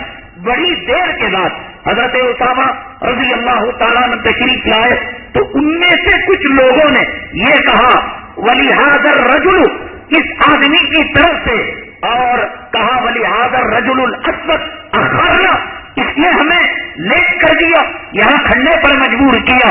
علماء نے کتابوں میں لکھا ہے فتح مکہ کے موقع پر جن لوگوں نے حضرت اسامہ رضی اللہ تعالیٰ عنہ کے بارے میں جو استنجا کو گئے اور لوٹ کر آنے میں کوئی عذر اور مجبوری لاحق ہو گئی، رکیے گا خبردار کہ جو اپنے مزاج کے موافق عالم ہے، جنت کی سند دے دی، حق گو کی سند دے دی، حق پرستی کی سند دے دی، چلنا لگا، 4 مہینہ لگا، سال لگا، دیوبند کا فارغ، ندوے کا فارغ، مظاہر کا فارغ، رشاد کا، دلال کا فارغ، ہمارے گروپ کا، وہ کھڑ کر ہگے جائے، وہ کھڑ کر کھانا کھائے، وہ بسے سسٹم کے اندر جائے، وہ ویڈیو کے اندر آئے، اور برخلاف عالم کے بارے میں اور برخلاف مولویوں کے بارے میں، اولیاء کے بارے میں جملے کسنا ہمارا مزاج بن چکا ہے۔ غور کرو، 2 منٹ کے لیے یہاں رکنا۔ حضرت اسامہ نے جان بوجھ کر دیری نہیں کی، اللہ کے نبی صلی اللہ علیہ وسلم کو کوئی صحابی تکلیف دینا نہیں چاہتا تھا، دیری ہو گئی، پہاڑ کے غار کے تلاش کرنے میں، چٹان کے تلاش کرنے میں، درختوں کے اوٹ کے تلاش کرنے میں۔ وَلِهَذَا الرَّجُلُ الْأَسْوَدُ أَخَرَّ، یہ کالا کلوٹا بد شکل والا، اس نے ہمیں دیر کر دیا۔ محدثین نے لکھا ہے اور مورخین نے لکھا ہے، وہ 2-4 آدمی جنہوں نے حضرت اسامہ کے بارے میں یہ کہا یہ کالا آدمی ہمارے سفر کو دیر کر دیا، ان کے نام اور ان کے خاندان اور کلیت اور ان کے باپ داداؤں کے نام سے لکھا کہ مرتے وقت یہ مرتد ہو کر مرے۔ بہت سوچنا سمجھنا، الا ان اولیاء اللہ لا خوف علیہم ولا هم يحزنون، اللہ کے اولیاء کے بارے میں ہمارے مزاج کے موافق نہیں، جو چاہا کر کہہ دیا، ہمارے مرتبے کا فکر کا ہے، کتنی بڑی گناہ کرے، کتنا بڑا گناہ کرے، غلطی کرے، اس کو اپنا لیا، یہ حق و باطل کا مزاج نہیں ہے حضرات۔ اسی وجہ سے آج پوری دنیا کے اندر ہم پٹ رہے ہیں، پوری دنیا کے اندر ہم مار کھا رہے ہیں۔ ہماری غیرت، ہماری شجاعت، ہماری بہادری اور ہمارے جو جوہر اسلاف کے کارنامے، جو ہم میں محمد بن قاسم تھے، ہم میں سلطان صلاح الدین ایوبی تھے، ہم میں حضرت ٹیپو سلطان شہید رحمت اللہ علیہ تھے، ہمارے اندر ایسے ایسے جوامر کہ جن کی ایک جوامردی کے سامنے کم من فیۃ قلیلۃ غلبت فیۃ کثیرۃ باذن اللہ کا وہ نمونہ بنے ہوئے تھے۔ مٹھی بھر جماعت، لاکھوں کی جماعت کو اور ہزاروں کی جماعت کو یہ ٹکٹ دے دیا کرتے تھے۔ آج دنیا میں ہمارے ممالک زیادہ ہیں، آج دنیا کے اندر ہماری تعداد بہت بڑی ہے، آج زمین کے خزانے اپنے سینے کو چیر کر سونا، چاندی، پیٹرول، آئل وہ ہمارے قدموں کے نیچے ڈال رہے ہیں، لیکن آقا نے فرمایا میری امت پر ایک وقت وہ آئے گا کہ بہتے پانی میں تنکے کی طرح اس کی مثال ہو جائے گی۔ اسرائیلی کتے جو چاہے کر رہے ہیں، امریکی کتے جیسا چاہے بھوک رہے ہیں، یہ کفار، یہ حنوط، یہ مشرکین آج ہر آئے دن آج کی خبر ہبلی کے اندر بعض مرغی کے گوشت کے دکانوں کے اندر مسلمان مرغی کے دکان کے اندر جاتا ہے، یہی سوچ کر جاتا ہے بسم اللہ اللہ اکبر بول کر یہ مرغی کو ذبح کیا ہوگا، یہ سنت طریقے پر مرغی کو پاک کیا ہوگا، میں آنکھیں بند کر کر اپنی بیوی کو تلنے، بریانی بنانے اور سالن بنانے کے لیے کہہ سکتا ہوں، لیکن اسلام اور مسلمانوں کے خلاف جو سازشیں ہیں وہ سازش اس حد تک آگے بڑھ چکی ہے۔ اب یہ خبریں آ رہی ہیں ہائی وے کے اندر جو ڈھابے ہیں کہ جہاں پر گوشت حلال لکھا ہوا رہتا ہے، مرے ہوئے کتے کا، انسانوں کا، کافرین اور مشرکین جن کو ان کے مسانڈوں کے اندر دفن کیا جاتا ہے، ان کے مسانڈوں کو نکال کر کھوپڑی جادوگروں کو دے دی جاتی ہے، کتنی آنکھیں ڈاکٹروں کو اور میڈیکل کالجوں کو بیچ دیا جاتا ہے، بچے ہوئے سڑے گلے اعضا ان کو دھو کر بکرے کے گوشت کے اندر، گائے کے گوشت کے اندر ملا کر مسلمانوں کو کھلایا جا رہا ہے۔ میری آپ سے گزارش ہے کہ سفر کریں، ویجیٹیرین کھانے اور سفر کریں، ممکن ہو حتی الامکان اپنے ساتھ توشہ لے کر جائیں۔ چلو بھی پکے پکائے کے بارے میں شبہ ہو سکتا ہے، کچے گوشت کے بارے میں کیا ہو سکتا ہے۔ آج کی تازہ خبر، بالکل 24 گھنٹے نہیں گزرے، ہبلی کی سرزمین کے اندر ایک مرغی کی گوشت کی دکان کے اندر سیب جو ہے مرغی کے گوشت کی طرح سور کے گوشت کے ٹکڑے ملا کر توڑ کر دینا جا رہا ہے۔ ان کافروں کو، ان مشرکوں کو یقین ہے کہ مسلمان سور کھا لے گا، مسلمان مرے ہوئے مشرک کا گوشت کھا لے گا، اس کی دعائیں قبول نہیں ہوں گی، اس سے جذبہ جہاد سرد ہو جائے گا اور جذبہ شہادت سرد ہو جائے گا۔ مسلمانوں، فجر کی نماز کے اندر مسلمانوں کی کاؤنٹنگ کرو، مسلمانوں کی کاؤنٹنگ ووٹنگ لسٹ سے پتہ نہیں چلتی، مسلمانوں کی تعداد راشن کارڈ سے پتہ نہیں چلتی، مسلمانوں کی تعداد مسلم محلوں سے پتہ نہیں چلتی۔ میں کہتا ہوں مسلمانوں کو چہروں سے گن کر دیکھو، کتنے چہرے صدیق سے مل رہے ہیں، کتنے چہرے اوباما اور بش اور ٹونی بلیر سے مل رہے ہیں، اور کتنے چہرے نبی دشمن چہرے ہیں، اور کتنے چہرے نبی کے عاشقوں کے چہرے ہیں۔ کاؤنٹنگ کر لو، جمعہ کی نماز کے بعد سفر کے کاؤنٹر کے پاس کاؤنٹنگ کر لو، اپنے محلے کی مسجد کے اندر فجر کی نماز کے اندر آقا نے فرمایا الصلاۃ امام الدین ومن اقامها اقام الدین ومن ترکها هدم الدین۔ آقا نے فرمایا نماز کو قائم کرنے والا مومن و مسلمان ہے۔ آقا نے فرمایا شرک، کفر اور ایمان میں فرق کرنے والی چیز نماز ہے، یہ میرے باپ کا فتویٰ نہیں، آقا کی حدیث ہے۔ اس کو فجر کی نماز کے اندر دیکھ لو، جتنے آئے یہ مسلمان کی اولاد ہے، یہ مسلمان ہے، اور جتنے فجر کے اندر نہ آئے سمجھ لو ایک چڑیا اٹھ کر اللہ کے رب کی تسبیح کرتی ہے، ایک فاختہ، ایک کوا پانی اپنے سچ میں بہا کر اللہ تعالیٰ کی حمد و ثنا کرتا ہے، سورج اپنی کرنوں سے، ستارے اپنی جو ہے نورانیت سے، زمین کا ذرہ اور کتا اپنی بھوک سے خدا کی تسبیح کرتا ہے، سور اپنی غذا کی تلاش سے خدا کا شکر کو ادا کرتا ہے، بے نمازی تو سور سے بدتر ہے، کتے سے بدتر ہے اور ان کے کیڑوں سے بدتر ہے، اس لیے کہ رب نے کلام میں فرمایا 15ویں پارے میں وَإِن مِّن شَيْءٍ إِلَّا يُسَبِّحُ بِحَمْدِهِ وَلَٰكِن لَّا تَفْقَهُونَ تَسْبِيحَهُم۔ تم اے مولوی، اے تسبیح کرنے والے، اے نماز پڑھنے والے، گھمنڈ نہ کرنا، غرور نہ کرنا، تکبر نہ کرنا، میری تمام مخلوق میری تسبیح کرتی ہے۔ یہ کون کہا؟ زمین کے پیدا کرنے والے، ساختے، الو، چڑیا، کوا، چیل کو پیدا کرنے والے رب نے کہا سب تسبیح کرتے ہیں۔ سور تسبیح کرتا ہے، کتا تسبیح کرتا ہے، سور اور کتے سے بدتر تو حی علی الصلاۃ کو نہیں سن سکا، الصلاۃ خیر من النوم کو نہیں سن سکا۔ مسلمانوں کی تعداد کو جاننا ہو، مسلمانوں کا مردم شماری کرنا ہو، نہیں محلے کے راشن کارڈ کے دفتر سے نہیں، خدا کے یہاں یہ دفتر نہیں چلے گا، محلے کے ووٹنگ لسٹ سے نہیں، خدا کے یہاں یہ دفتر نہیں چلے گا، بلکہ فجر کی نماز کے مصلیوں سے، اور خاص کر وہ مصلی جو شروع سے لے کر آخر تک نماز پڑھتے ہیں۔ اور چلو ایک بار آدھ بار کبھی جماعت بھی ان کی ناغہ ہو گئی آخر یہاں تک، اس کے بعد میں سمجھتا ہوں کہ فرشتوں کی نگاہ کے اندر یہ کوئی مسلمان نہیں۔ میں نے بتایا فرعون ابو جہل مردانیت کی غیرت رکھ کر، شجاعت اور اپنے وجود کی اہمیت رکھ کر چہروں پر داڑھی رکھتے تھے، آج داڑھی منڈانے والے فرعون سے گئے گزرے ہیں۔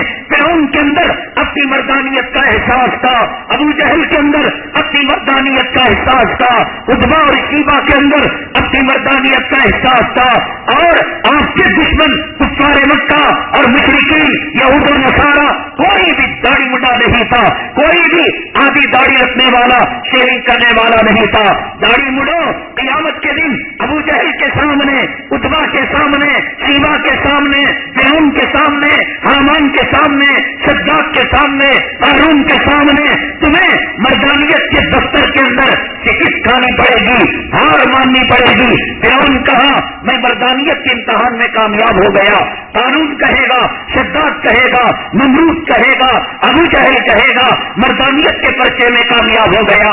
نبی کا کلمہ پڑھ کر، قربانی کا جانور کا گوشت کھا کر، احرام پہن کر پہلے مردانیت کے امتحان میں ناکام تجھے ہونا پڑے گا۔ اس لیے مسلمان بننا ہے، اپنے مردانیت کا اور آقا کی سنت کا ثبوت دینا پڑے گا، نماز کا ثبوت دینا پڑے گا۔ آج یہ اہمیت نہ ہونے کی وجہ سے دنیا کی ذلیل ترین قومیں ہر آئے دن ہمارے ساتھ ٹھٹا کر رہے ہیں، کبھی خنزیر کا گوشت اٹھا کر مسجد میں ڈال دیا، کبھی کسی قبرستان کی زمین پر قبضہ کر لیا، اور کبھی مسلم نوجوان بچوں کو قید کر کے لے کر گئے۔ ہر آئے دن پہلے صحابہ خوشخبری سنتے تھے، آج ہمت فتح ہوا، آج دمشق فتح ہوا، آج مصر فتح ہوا، آج کلمہ طیبہ کا جھنڈا ہم نے بغداد کے اندر گاڑ دیا، شام کے اندر گاڑ دیا، اور فلاں افریقہ کے جنگلوں کے اندر گئے۔ یہ ان کو خبریں ملا کرتی تھیں۔ سائنس ٹیکنالوجی کا زمانہ نہیں تھا، مجاہد تھے، مرد تھے، غیرت تھی، حمیت تھی، مردانیت جورو کی غلامی کے حید و نفاس کے ریلے کے اندر بیٹھ چکی ہے۔ تمہاری حمیت اور تمہاری مردانیت کا جوش ان بچوں کے پیشاب پاخانے کے ریلے تیلے کے اندر بیٹھ چکا ہے۔ غیروں کی تہذیب، غیروں کا تمدن، غیروں کا کلچر آج ہمارا شعار بن چکا ہے۔ جمعہ کی اہمیت، جمعہ کی عظمت، جمعہ کا مقام ان آنے والے کتوں کی اولاد سے پوچھو، ان سور کی نسلوں سے پوچھو، کیا تمہاری ماں نے تمہیں کلمہ نہیں پڑھایا تھا؟ تمہارے باپ نے تمہارا اسلامی نام نہیں رکھا تھا؟ پھر کیا تم نے حی علی الصلاۃ نہیں سنی تھی؟ کیا تم نے حی علی الفلاح نہیں سنی تھی؟ کیا تم نے علماء کا فتویٰ نہیں سنا تھا؟ اذا نودی للصلاۃ من یوم الجمعہ فاسعوا الی ذکر اللہ وذروا البیع، کہ تم اپنے کاروبار کو چھوڑ دو۔ اللہ نے کہا چھوڑنا، پکڑا رہا چپل والا چپل کو، جوتا والا جوتے کو، میڈیکل والا میڈیکل کو۔ یہ چپل چپل نہیں، یہ دوائی دوائی نہیں، یہ کپڑا کپڑا نہیں، یہ جہنم کا لہو، یہ جہنم کا پیٹ، یہ جہنم کا خسین، یہ جہنم کے جسموں سے نکلنے والا گندا مواد ہے کمینے، جس کو تو جمعہ کے وقت چھوڑ کر پی رہا ہے۔ سافٹ ویئر کمپنیوں میں جانے والوں، حکومت کے ملازموں اور غیروں کے امریکن کمپنیوں کا جھوٹا چاٹنے والوں، وذر البیع، کیا تم پر عائد نہیں ہوتا؟ آج ہمارے پاس ہماری شرف مٹ چکی ہے، غسل اب ہم نے جمعہ کا چھوڑ دیا ہے، اچھے کپڑے پہننا ہم نے جمعہ کو چھوڑ دیا ہے، اتوار ان اللہ تعالیٰ ان کو تباہ کرے، تاراج کرے، غارت کرے۔ اتوار کا دن جو یہود و نصارہ کا دن تھا، اور جیسے ہمارے لیے جمعہ کا دن مبارک، ان کے لیے اتوار کا دن مقدس اور مبارک اور چرچوں کے اندر جا کر عبادت کا دن تھا۔ اس دن ہم جو ہے اپنی کٹنگ لیں گے، اس دن اپنے ناخن کاٹیں گے، اس دن ہم کپڑے بدلیں گے، اس دن رشتے داروں کے یہاں جائیں گے، اس دن جو ہے سنڈے کا عمرہ کریں گے، اور اس دن کسی کو اپنے یہاں بلائیں گے، عمدہ کھانا کھائیں گے۔ آج ہماری شناخت کو آسانی سے وہ دعویٰ بول کر لے رہے ہیں، اور ہمارے پاس جمعہ کی کوئی عظمت نہیں۔ مسلمانوں، جمعہ کا دن جمعرات کی مغرب سے شروع ہو جاتا ہے، اسی وقت سے تیاری بعض صحابہ کرام، بعض اولیاء ایک جمعہ کی تیاری پچھلی جمعہ سے کیا کرتے تھے۔ جمعہ ہمارا عید کا دن ہے، جمعہ فقراء کا حج ہے، جمعہ اللہ نے 1.25 لاکھ پیغمبروں نے مانگا، جمعہ کا دن اللہ نے ان کو نہیں دیا، نبی کے لیے جیسے قرآن دیا، عرب دیا، قریش دیا، عبداللہ دیا، آمینہ دیا، اللہ نے نبی کے لیے جمعہ کا دن بچا کر رکھا تھا۔ خوشیاں مناؤ، اچھا کھاؤ، نہاؤ، دعوتیں دو، اور کاروبار نہ کرو۔ ایک دن جمعہ تک، کم سے کم جمعہ تک کاروبار نہ کرنے سے کوئی فقیر نہیں ہو جاتا۔ اگر تمہیں پولیس پکڑ کر لے کر جائے، لاک اپ کے اندر جوتے مارے، ڈنڈے مارے، پانی مانگنے پر پیشاب دے، کھانا مانگنے پر پاخانہ دے، تب تمہارے کاروبار کو کون سنبھالتا ہے؟ تب تمہاری بیوی ہاسپٹل کے اندر ایڈمٹ ہو کر ایڑیاں رگڑ رہی ہو، ہاتھ باندھ کر صبح شام اس کے نفاس کے نکلنے کا انتظار کرتے ہو، بچہ گندا اپنی گندی آلودگی کے ساتھ نکلنے کا انتظار کرتے ہو۔ کاروبار کو تب کون دیکھتا ہے؟ بزنس کو کب کون دیکھتا ہے؟ ہمارے عید کا دن ہے، فقراء کے حج کا دن ہے، خوشیوں کا دن ہے۔ روایتوں سے پتہ چلتا ہے آقا عید کے دن وہ کپڑا نہیں پہنتے تھے جتنا جمعہ کے اندر قیمتی کپڑا پہنا کرتے تھے۔ عید بناؤ، کوئی کاروبار نہیں، کہیں جانا آنا نہیں، کھانا پینا، سورہ کہف، درود، گھر کے اندر ذکر و اذکار۔ ہمارے جو مسلم تاجر حضرات ہیں اور جو مسلم کارخانوں کے مالک ہیں، جمعہ کی چھٹی کرے، سنڈے کی چھٹی نہ کرے، اپنے ملازموں کو کہے جو آدمی جو ہے اتوار کو کام کرے گا ہم دوہرا پیمنٹ دیں گے، اور جمعہ کے دن چھٹی ہے، بغیر بولے کے جا سکتا ہے، اپنے کنٹرول میں ہے۔ تم طالبان کا انتظار کرتے ہو، ملا عمر اور اسامہ کا انتظار کرتے ہو، اسلامک کا ایک حکم اپنے گھر میں، اپنے جسم میں، اپنے جوڑوں بچوں پر، اپنے دکان پر، اپنے کارخانے پر نافذ نہیں کر سکتے۔ اتنے مال اور دولت کے کتے کہ جمعہ کو بھی آ گئے، بچے کو بٹھا کر آئے، پھر گئے بچے کو جہاں 3 بجے نماز ہوتی ہے، 3:30 نماز ہوتی ہے، وہاں پر بھیجا، یا ہے کہ اس سے ظہر کی نماز ادا کرانی۔ ارے بند کرو، عید کرو، موج کرو، مستی کرو، دعائیں کرو، درود پڑھو اور اللہ سے مانگو۔ یہ اللہ تعالیٰ نے خصوصی فضل اللہ نے مسلمانوں کے لیے دیا ہے۔ ایک صاحب حضرت مولانا امین صفدر اکاڑوی، جن کا تذکرہ میں نے ابھی کیا رحمت اللہ علیہ، حضرت نے فرمایا بھیا جمعہ کی چھٹی کیا کرو۔ اپنے اسکول کے وہ ذمہ دار تھے، اپنے اسکول کے وہ اونر اور مالک تھے، ان کی مرضی سے اسکول چلتا تھا۔ انہوں نے کہنا تھا تو حضرت کو کہنا تھا، معلوم نہیں کہ دانت توڑنے نہیں انتڑیاں پھاڑنے والا جواب دیتے حضرت۔ تو حضرت نے کہا قرآن میں تو کہیں نہیں ہے کہ جمعہ کے دن چھٹی کرنا چاہیے۔ حضرت مولانا امین صفدر اکاڑوی رحمت اللہ علیہ نے اندر کی بات اندر، باہر کی بات باہر ہی تھی، فوراً کہا ہاں کلام پاک کے اندر اللہ نے اتوار نام کی ایک سورت نازل کی ہے، اور اللہ نے اس میں کہا اے امت محمدیہ اتوار کو چھٹی منانا۔ اتنا کہنا تھا، منہ پر کالک بن کر چلا گیا۔ اللہ نے جمعہ کے عظمت بیان کرنے کے لیے سورۃ جمعہ کو نازل کیا۔ ہفتے کے 7 دن ظہر کو جو نماز پڑھی جاتی ہے، نماز کیسے ہوتی ہے؟ آپ کا امام قرات کرتا ہے سری نماز، لیکن جمعہ کے اعزاز، جمعہ کا اکرام اور جمعہ کا اجلال اور جمعہ کی عظمت کی وجہ سے اللہ نے کہا رکعتیں تو ہوں گی 2 لیکن اس کے اندر قرات جہری ہوگی، اس لیے کہ آج میرے محبوب کی امت کی عید کا دن ہے، مزے کرے، قرآن کو سنے سنائے۔ اور یہ کمینہ یہود کا بچہ، عیسائی کا بچہ آتا ہے دوسری، ہم جو کہتے ہیں نا یہ پیٹ جلتا ہے، انتڑیاں ٹوٹتی ہیں۔ اللہ نے قرآن میں کیا کہا، حدیث میں کیا کہا؟ اللہ نے سوالات پیغمبروں کے مانگنے پر نہیں دیا، رسول اللہ صلی اللہ علیہ وسلم کو دیا۔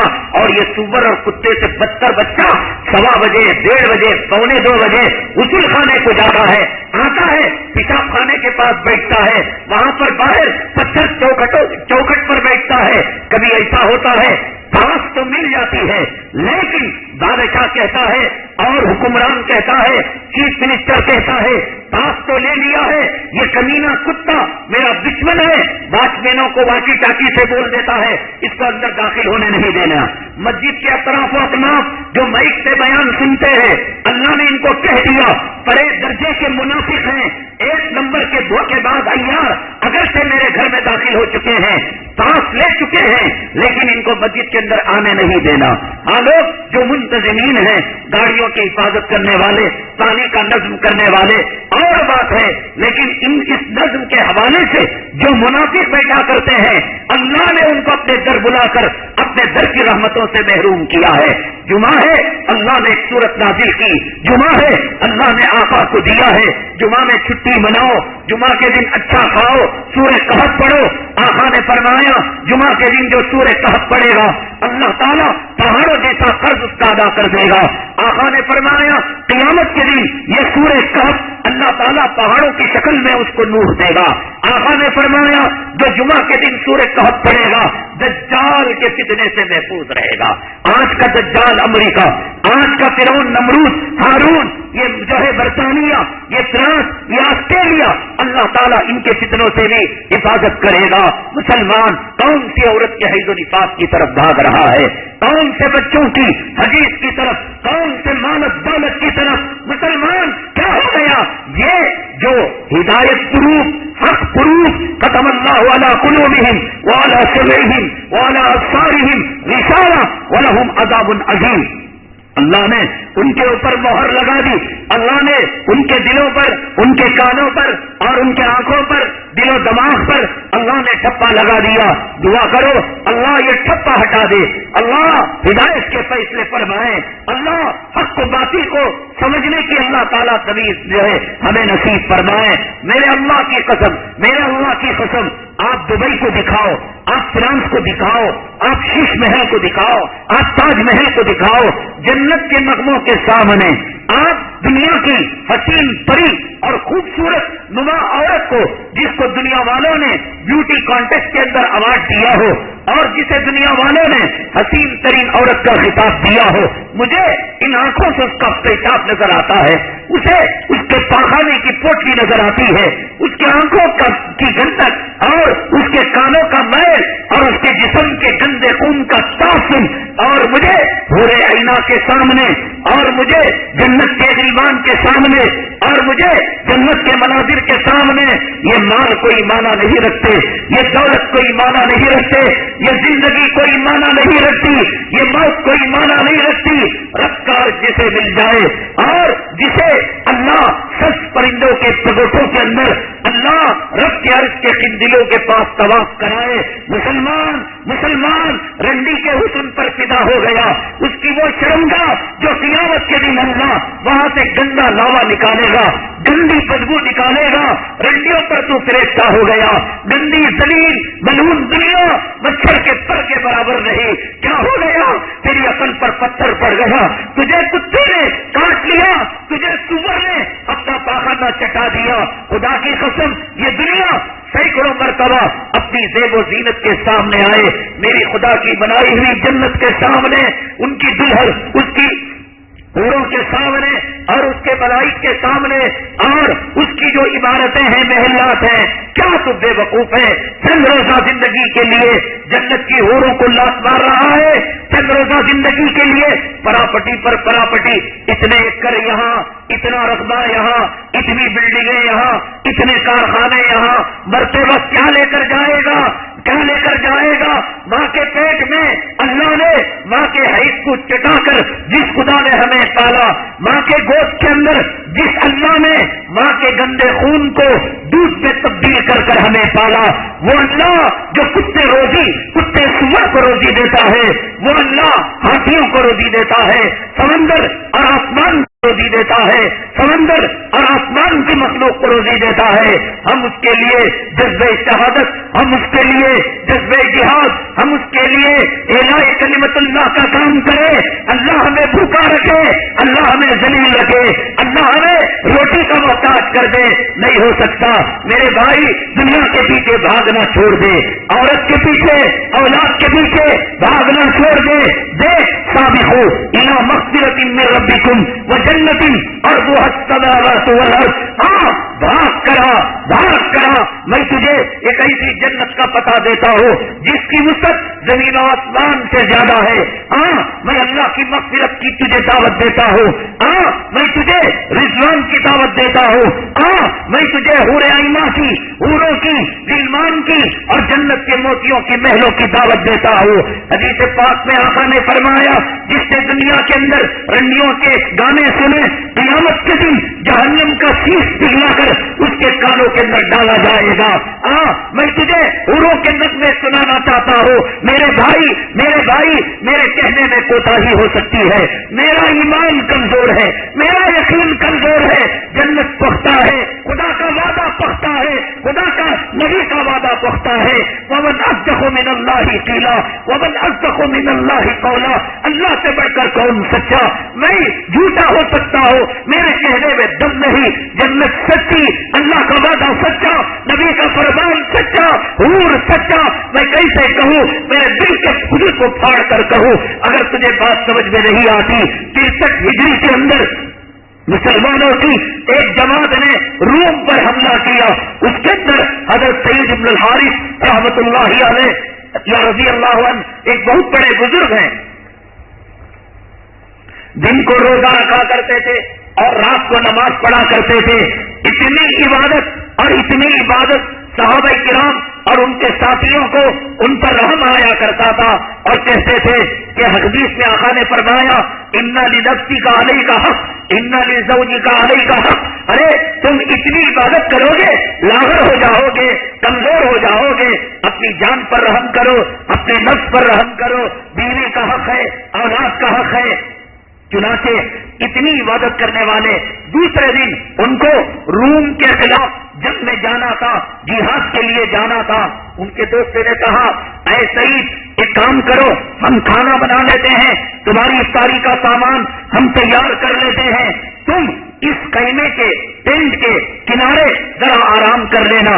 وہ فرماتے ہیں حضرت گیانی رحمت اللہ علیہ کہ انہوں نے کہا حضرت سعید ابن الحارث رضی اللہ تعالیٰ یا رحمت اللہ علیہ نیند کے اندر بڑی جو ہے چہرے میں مسکراہٹ لا کر اور اپنی خوشیاں لا کر ایک ہاتھ اوپر کی طرف تھا نیچے کر رہے تھے اور بڑبڑا رہے تھے، آج کی رات نہیں تو کیا ہوا کل کی رات، آج کی رات نہیں ہوا تو کل کی رات، لاکھ مار دو ان ٹیویوں کو، طلاق دے دو ان دنیا کے پجاریوں کو، آؤ میں جنت کے مزے تمہیں چکاتا ہوں، آؤ میں جنت کے حوروں کا تمہیں دلہا بناتا ہوں۔ سابقوا الی مغفرۃ من ربکم وجنۃ عرضها السماوات والارض۔ نوجوان کہاں فلم کی لائن میں لگا ہوا ہے، کہاں سیاسی کتے کے پیچھے زندہ باد مردہ باد کہا ہوا ہے، میں کسی مکان کے سامنے سیمنٹ اترتی ہوئی دیکھتا ہوں اور ریت بالو کھمبیاں، میں خدا کی قسم کھا کر کہتا ہوں کہ زندگی تیری مختصر ہے، مکان رہ جائے گا اور یہاں سے تیرا جنازہ نکل جائے گا۔ میرے نبی ایک کچے چونے کے مکان پر چونا لگتا ہوا دے کر صحابی کو فرمایا تھا کہ اس چونے کے جھڑنے سے پہلے تیری موت آئے گی۔ میرے آقا آج کے زمانے میں آتے تھے، آ جاتے یہ ماربل دیکھتے، یہ موزات دیکھتے، یہ ٹائلس دیکھتے، یہ ایسی مارک کا لوہا دیکھتے، یہ بڑے بڑے جو ہے مولڈنگ کی عمارتیں دیکھتے، کچے چولہے کو دیکھ کر صحابی سے منہ موڑ لیا تھا. اتنی لمبی لمبی فلک بوس عمارتیں اور اپارٹمنٹ، زمینوں پر زمینیں، مکانات پر مکانات. کیا کرے گا؟ کتنا کھائے گا؟ کتنا سوئے گا؟ چھوڑ دے میرے بھیا، لگا دے اللہ کے راستے میں. غریب چیخ رہا ہے، بیوہ تڑپ رہی ہے، یتیم سسک رہا ہے، افغانستان سے ندائیں آ رہی ہے، عراق کے بچے چیخ رہے ہیں، شام کے اندر، برما کے اندر ایک ایک دانے کے لیے میرے مسلمان بھائی تڑپ رہے ہیں. میں اگلی جمعہ برما کے اندر یہ بدھسٹ قوم جو مسلمانوں پر جو ظلم اور ستم کر رہی ہے، ارے وہ قوم جو یہ کہتی ہے ایک کیڑے کو نہیں مارنا چاہیے، وہ بدھسٹ قوم جو یہ کہتی ہے ایک مچھر، ایک ٹھنڈل کو نہیں مارنا چاہیے. ہماری امت کی، میرے آقا کی امت کی ماں اور بہنوں کی لاشیں بچ رہی ہے.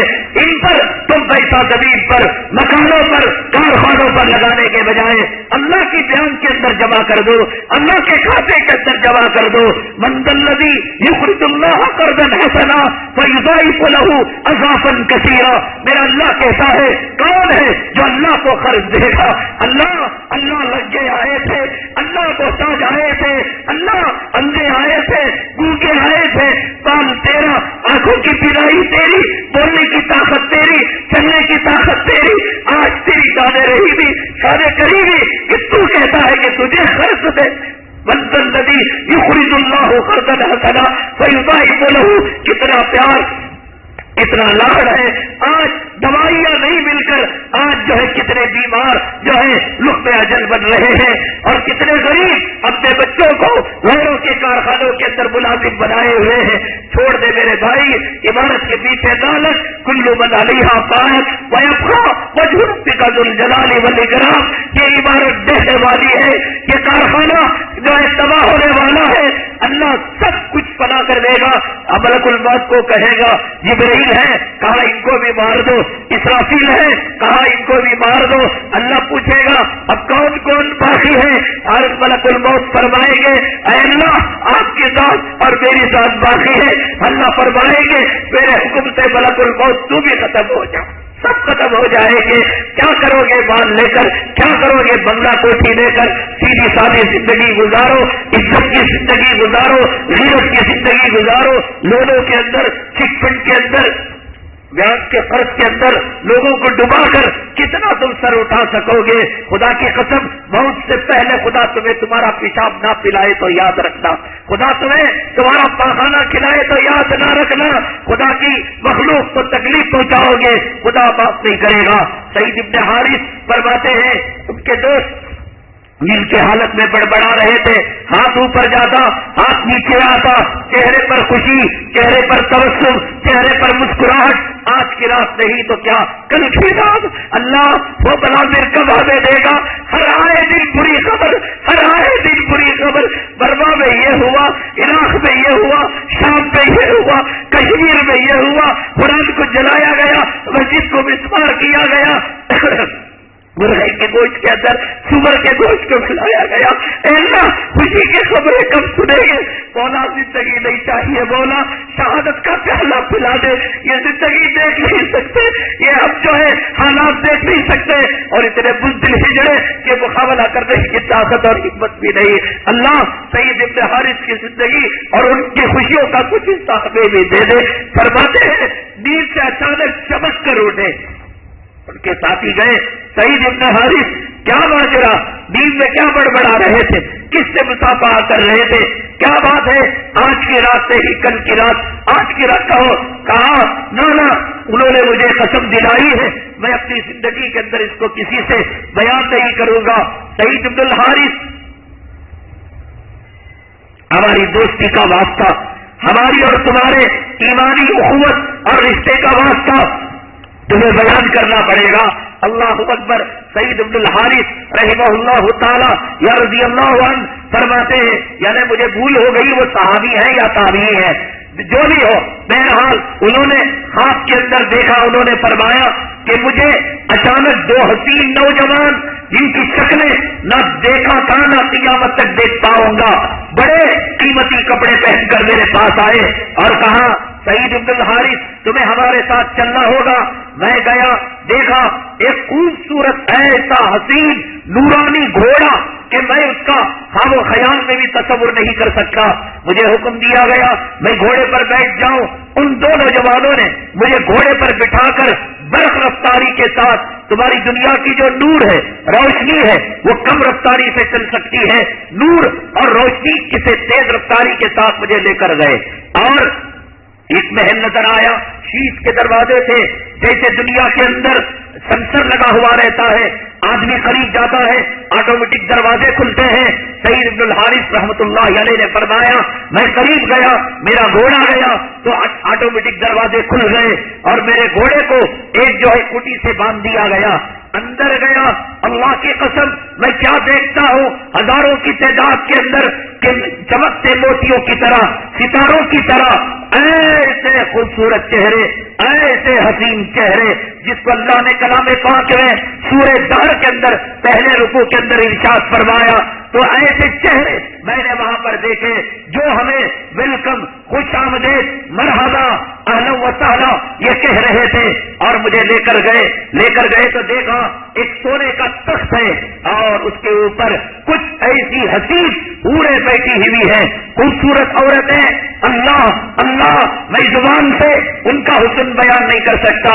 کن رنڈیوں کے پیچھے, کن حرامزادیوں کے پیچھے, کن گلوکاروں کے پیچھے, کس فلم انڈسٹری کے پیچھے, کن ڈرامہ والوں کے پیچھے پڑھ کر اپنی عورتوں کو ان کی نقل کروا رہا ہے.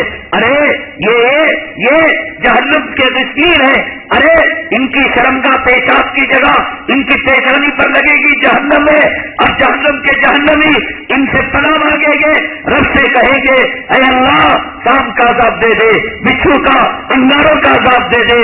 لیکن ان رنڈیوں کے قریب نہ کرنا, طلاق دے دو, نکال پھینکو ان گانوں کو, نکال پھینکو ان ٹی وی کے پٹھارے کو اور کیبل کنیکشن کو. یہ تمہاری نسلوں کو خراب کر دیں گے, بے حیائی پیدا کر دیں گے, شرم کی چادر کو چاک کر دیں گے. دیکھو یہ حوریں بیٹھی ہوئی ہے.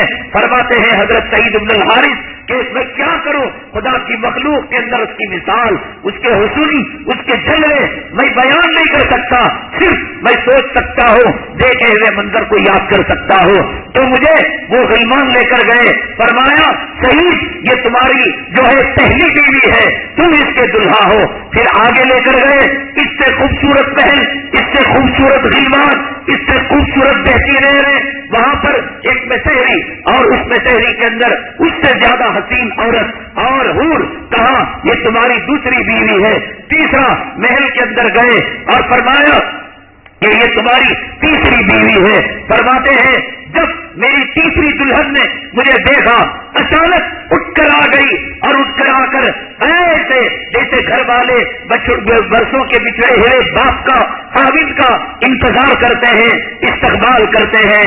اٹھ جا میرے بھائی, جگ جا, دیکھ تیری حور تیرا انتظار کر رہی ہے. آج دنیا کے اندر ہاسپٹل کے اندر ایڑیاں رگڑ کر مرے گا, تیرے آنکھوں کے سامنے ڈاکٹر ہوں گے ہندو, تیرے آنکھوں کے سامنے ڈھیر نرسیں جن کا حیض پیچھے سے ٹپکتا ہوگا. میدان شہادت کے اندر, میدان جہاد کے اندر شہادت کا پیالہ پیے گا. تیرے آنسو پوچھنے کے لیے یہ حوریں آئے گی, فرشتے تڑپیں گے, آسمان کے فرشتے لپکیں گے. خدا کہے گا کہاں بھاگ رہے ہو, کہیں گے اس حوروں کے دلہا کو, اس جنتی دلہا کو لینے کے لیے. اللہ کہیں گے ان فرشتوں سے کیا تم نے ان کو پیدا کیا, کیا تم ان کے رازق تھے, کیا تم ان کی حیات و ممات کے مالک تھے. فرشتے کہیں گے نہیں. اللہ کہے گا میں نے پیدا کیا, میں ان کا رازق, میں ان کی زندگی اور موت کا مالک. ہٹو فرشتوں, میں نے پیدا کیا, آج میں اپنے ہاتھ میں اس مبارک روح کو لینے جاؤں گا.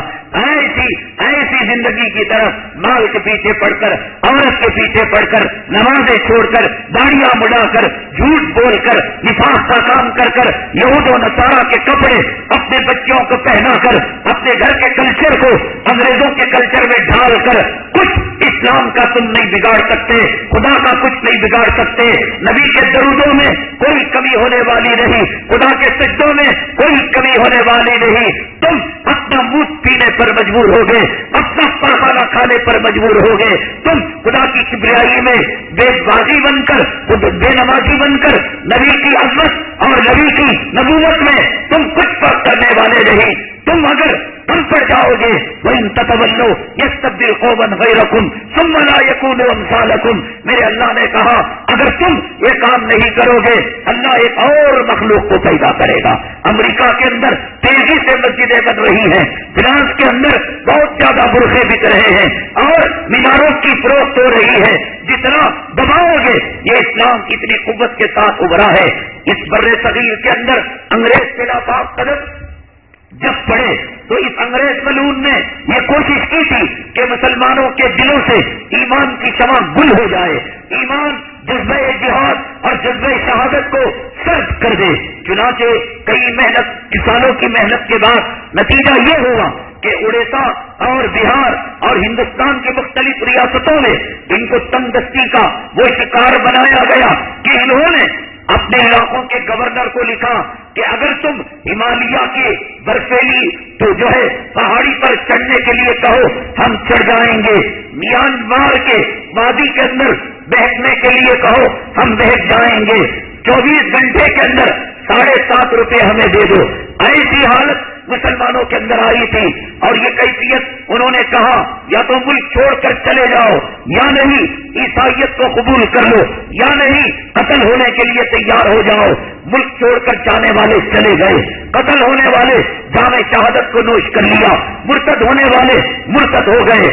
ان سنگین حالتوں کے اندر جب پادری فنڈ یہاں پر آیا تھا ہندوستان کے اندر اور بھولے بھالے مسلمانوں کے سامنے عیسائیت کے دلائل قائم کرتا، اسلام کو ڈیگریڈ کرتا، اسلام کی توہین کرتا، حضرت مولانا رحمت اللہ کیرانوی رحمت اللہ علیہ اس کے ساتھ مناظرہ کیا پادری فنڈر سے، اور جب حضرت کو دیکھتا شیطان کی طرح ری خارج کرتا ہوا بھاگ جاتا۔ آخر کار انگریزوں نے حضرت پر ظلم کیا، ستم کیا، رحمت اللہ کیرانوی پر ہجرت کر مکہ مکرمہ چلے گئے۔ پادری فنڈر یہ سوچا کہ میں ہندوستان کے اندر کام مکمل کر چکا ہوں، چنانچہ وہ اسپین کی سرزمین کے اندر مسلمانوں کو گمراہ کرنے کے لیے گیا۔ وہاں جا کر پادری فنڈر گمراہ کرنے لگا تو وہاں کے بادشاہ نے کہا مسلم عالم سے تمہارا مناظرہ ہونا چاہیے اور بات چیت ہونی چاہیے۔ اسے کیا پتا تھا مولانا رحمت اللہ کیرانوی ہجرت کر مکہ مکرمہ گئے ہیں، مکہ مکرمہ سے اسپین آئے اور اسٹیج سہا، اب تک اس کو پتا نہیں تھا رحمت اللہ کیرانوی آنے والے ہیں، دیکھا اسٹیج چھوڑ کر جو وہ بھاگا آج تک اس کا اتا پتا نہیں۔ انگریز نے بہت کوشش کی اس سرزمین کے اندر ہمیں اللہ سے توڑ دیا جائے، نبی سے، مکے سے، مدینے سے اور آقا کے دامن سے ہمیں توڑ دیا جائے۔ اللہ قاسم نانوتوی، یعقوب نانوتوی، امداد اللہ مہاجر مکی، عابد حسین مکی پر اللہ کروڑوں کروڑوں رحمت نازل کرے۔ یہ میرا تھانوی تھا، یہ میرا قاسم نانوتوی تھا۔ تمہیں لوگوں تمہارے کمشنر پر ناز ہوگا، تمہارے MLA پر ناز ہوگا، تمہارے منسٹر پر ناز ہوگا، مجھے ناز ہے تھانوی پر، مجھے ناز ہے قاسم نانوتوی پر، مجھے ناز ہے رشید احمد گنگوہی پر کہ جس زمانے کے اندر اس نے یہ سوچا تھا کہ اسلام کی شمع گل کر دے، مسلمانوں کو کاٹ کر رکھ دے۔ یہ شعبان کا مہینہ گلی کوچوں کے اندر مدرسوں کے سالانہ جلسے، گلی کوچوں کے اندر کہ ایسے علاقے بہار کے، بنگال کے، اتر پردیش کے بجلی نہیں، پانی نہیں، سڑک نہیں، لگتا ہے ہندوستان کے کلچر سے 50 سال 60 سال بچھڑا ہوا۔ اللہ نے مدرسہ بنایا، وہاں پر عورتیں، بچیاں کلام پاک کی حافظاں، مفتیان کرام، علامہ اور امام اور حفاظ کرام ایک بہت بڑی تعداد سے کون جیتا کون ہارا۔ لارڈ میکالے نے اس ہندوستان کے اندر نظام تعلیم لا کر یہ چاہتا تھا کہ مسلمانوں کو اسلام سے کاٹ کر رکھ دے. حضرت مولانا یعقوب نانوتوی نے, حضرت مولانا قاسم نانوتوی نے, حضرت مولانا اشرف علی تھانوی نے اور حضرت مولانا عابد حسین نے, امداد اللہ مہاجر مکی, اللہ اللہ کروڑوں رحمتیں ان کے مبارک قبروں پر نازل فرمائے. انہوں نے لاٹ نکالے کا مقابلہ ایک انار کے درخت کے سائے سے کیا. آج لاٹ نکالے کا نام, آج لاٹ نکالے کا کلچر کوڑا دانوں میں ٹٹی میں نہیں ملتا. قاسم نانوتوی کا مدرسہ خاصیہ دنیا کے چپے چپے میں دکھا سکتا ہو, مدرسہ حسینیہ دنیا کے چپے چپے میں دکھا سکتا ہو, مدرسہ اشرفیہ اشرف علی کے نام پر دنیا کے چپے چپے میں, حسینیہ حسین احمد مدنی کے نام پر, قاسمیہ قاسم نانوتوی کے نام پر, امدادیہ امداد اللہ مہاجر مکی کے نام پر. آج حرم مکی کے اندر حضرت مولانا مکی صاحب دامت برکاتہم العالیہ جو فیوز پہنچا رہے ہیں, یہ دارالعلوم دیوبند کا فیض ہے.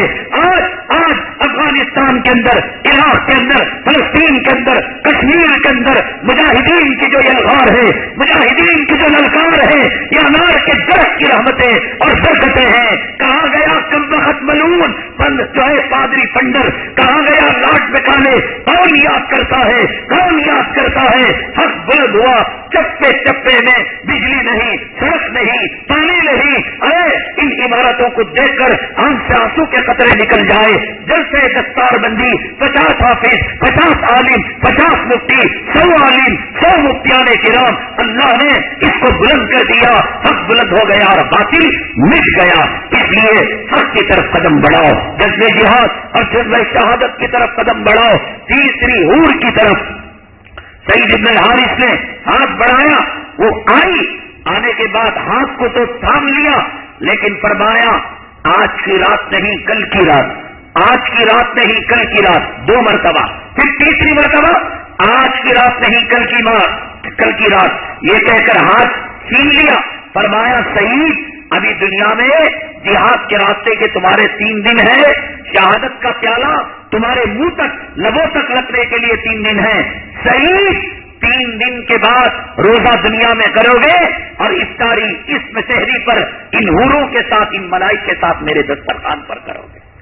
یہ بہتر ہے وہ رنڈیاں جو 20 سال کے بعد ان کو کوئی پہچاننے والا نہیں, چہرے پر جھریاں, جسم کے اوپر سڑی ہوئی بدبو, دنیا میں یہ حالت.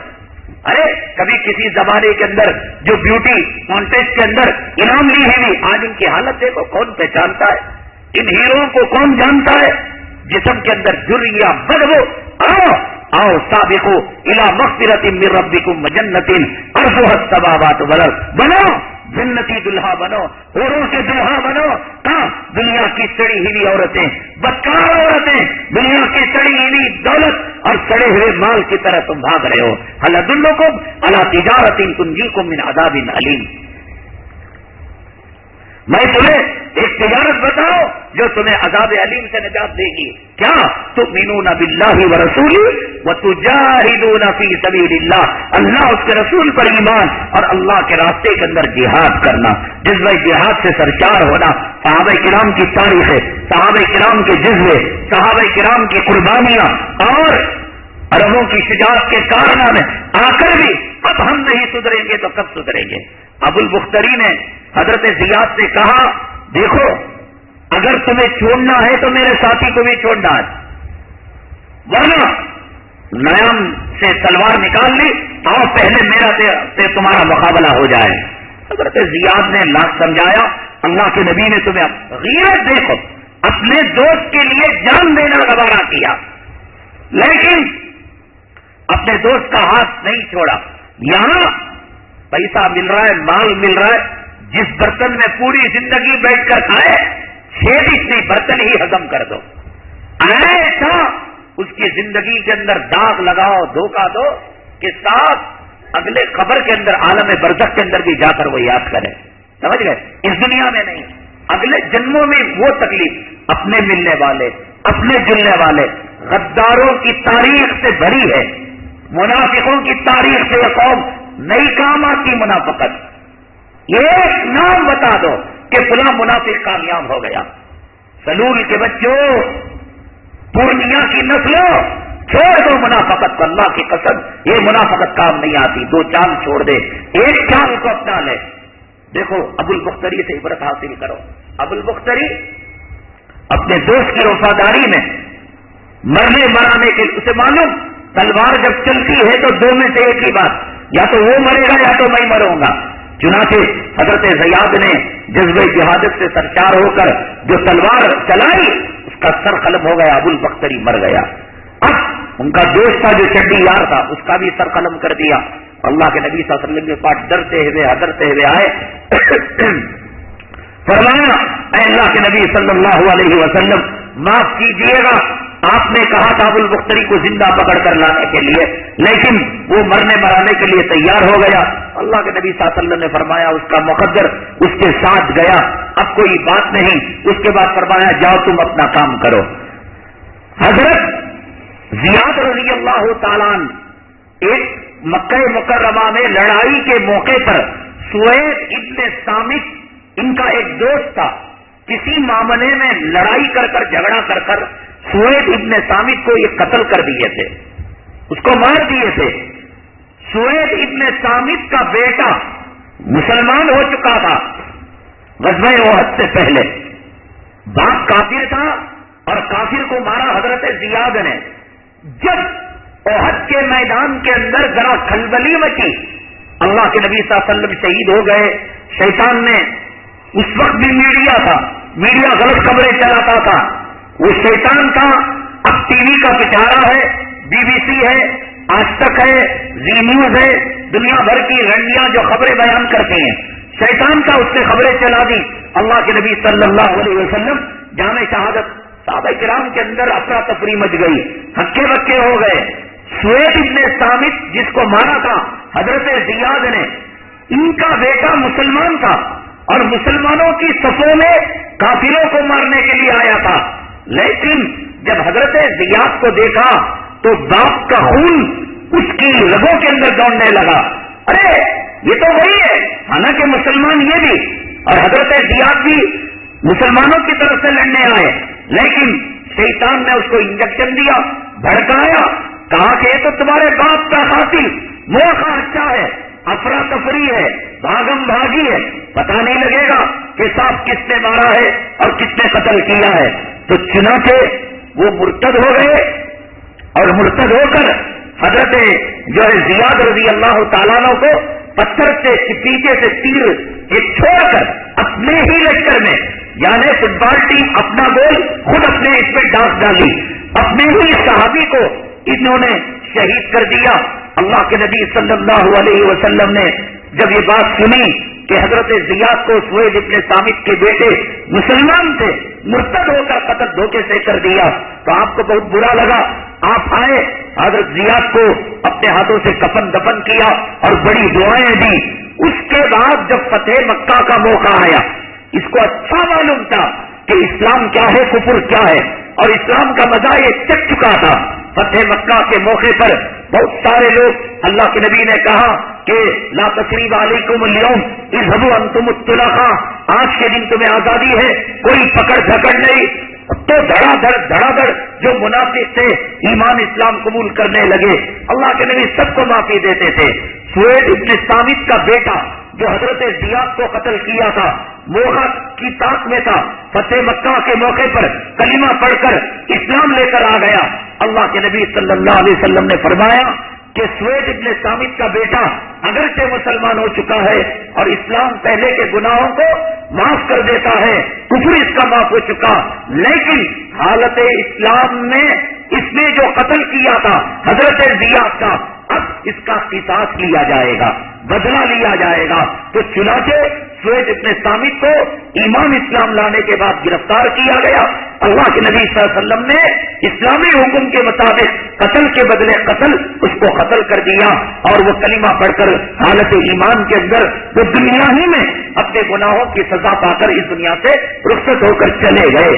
یہ ہیں حضرت زیاد اور یہ ہیں کفار مکہ کی شجاعت، ان کی بہادری کے کارنامے.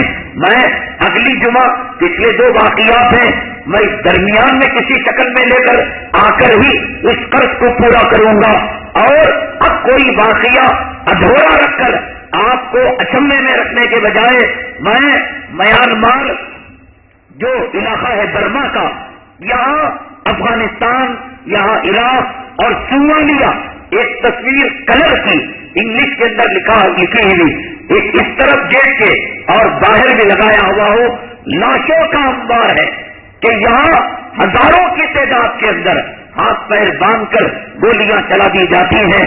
برما میں مسلمانوں پر ظلم و ستم کیا ہو رہا ہے، اور برما کے اندر اسلام کا جھنڈا سب سے پہلے کس صحابی نے لہرایا، ان تمام تفصیلات کے ساتھ ایک نئے صحابی کے شہادت کے جذبے اور واقعے کے ساتھ اگلی جمعہ حاضر خدمت ہوں گے۔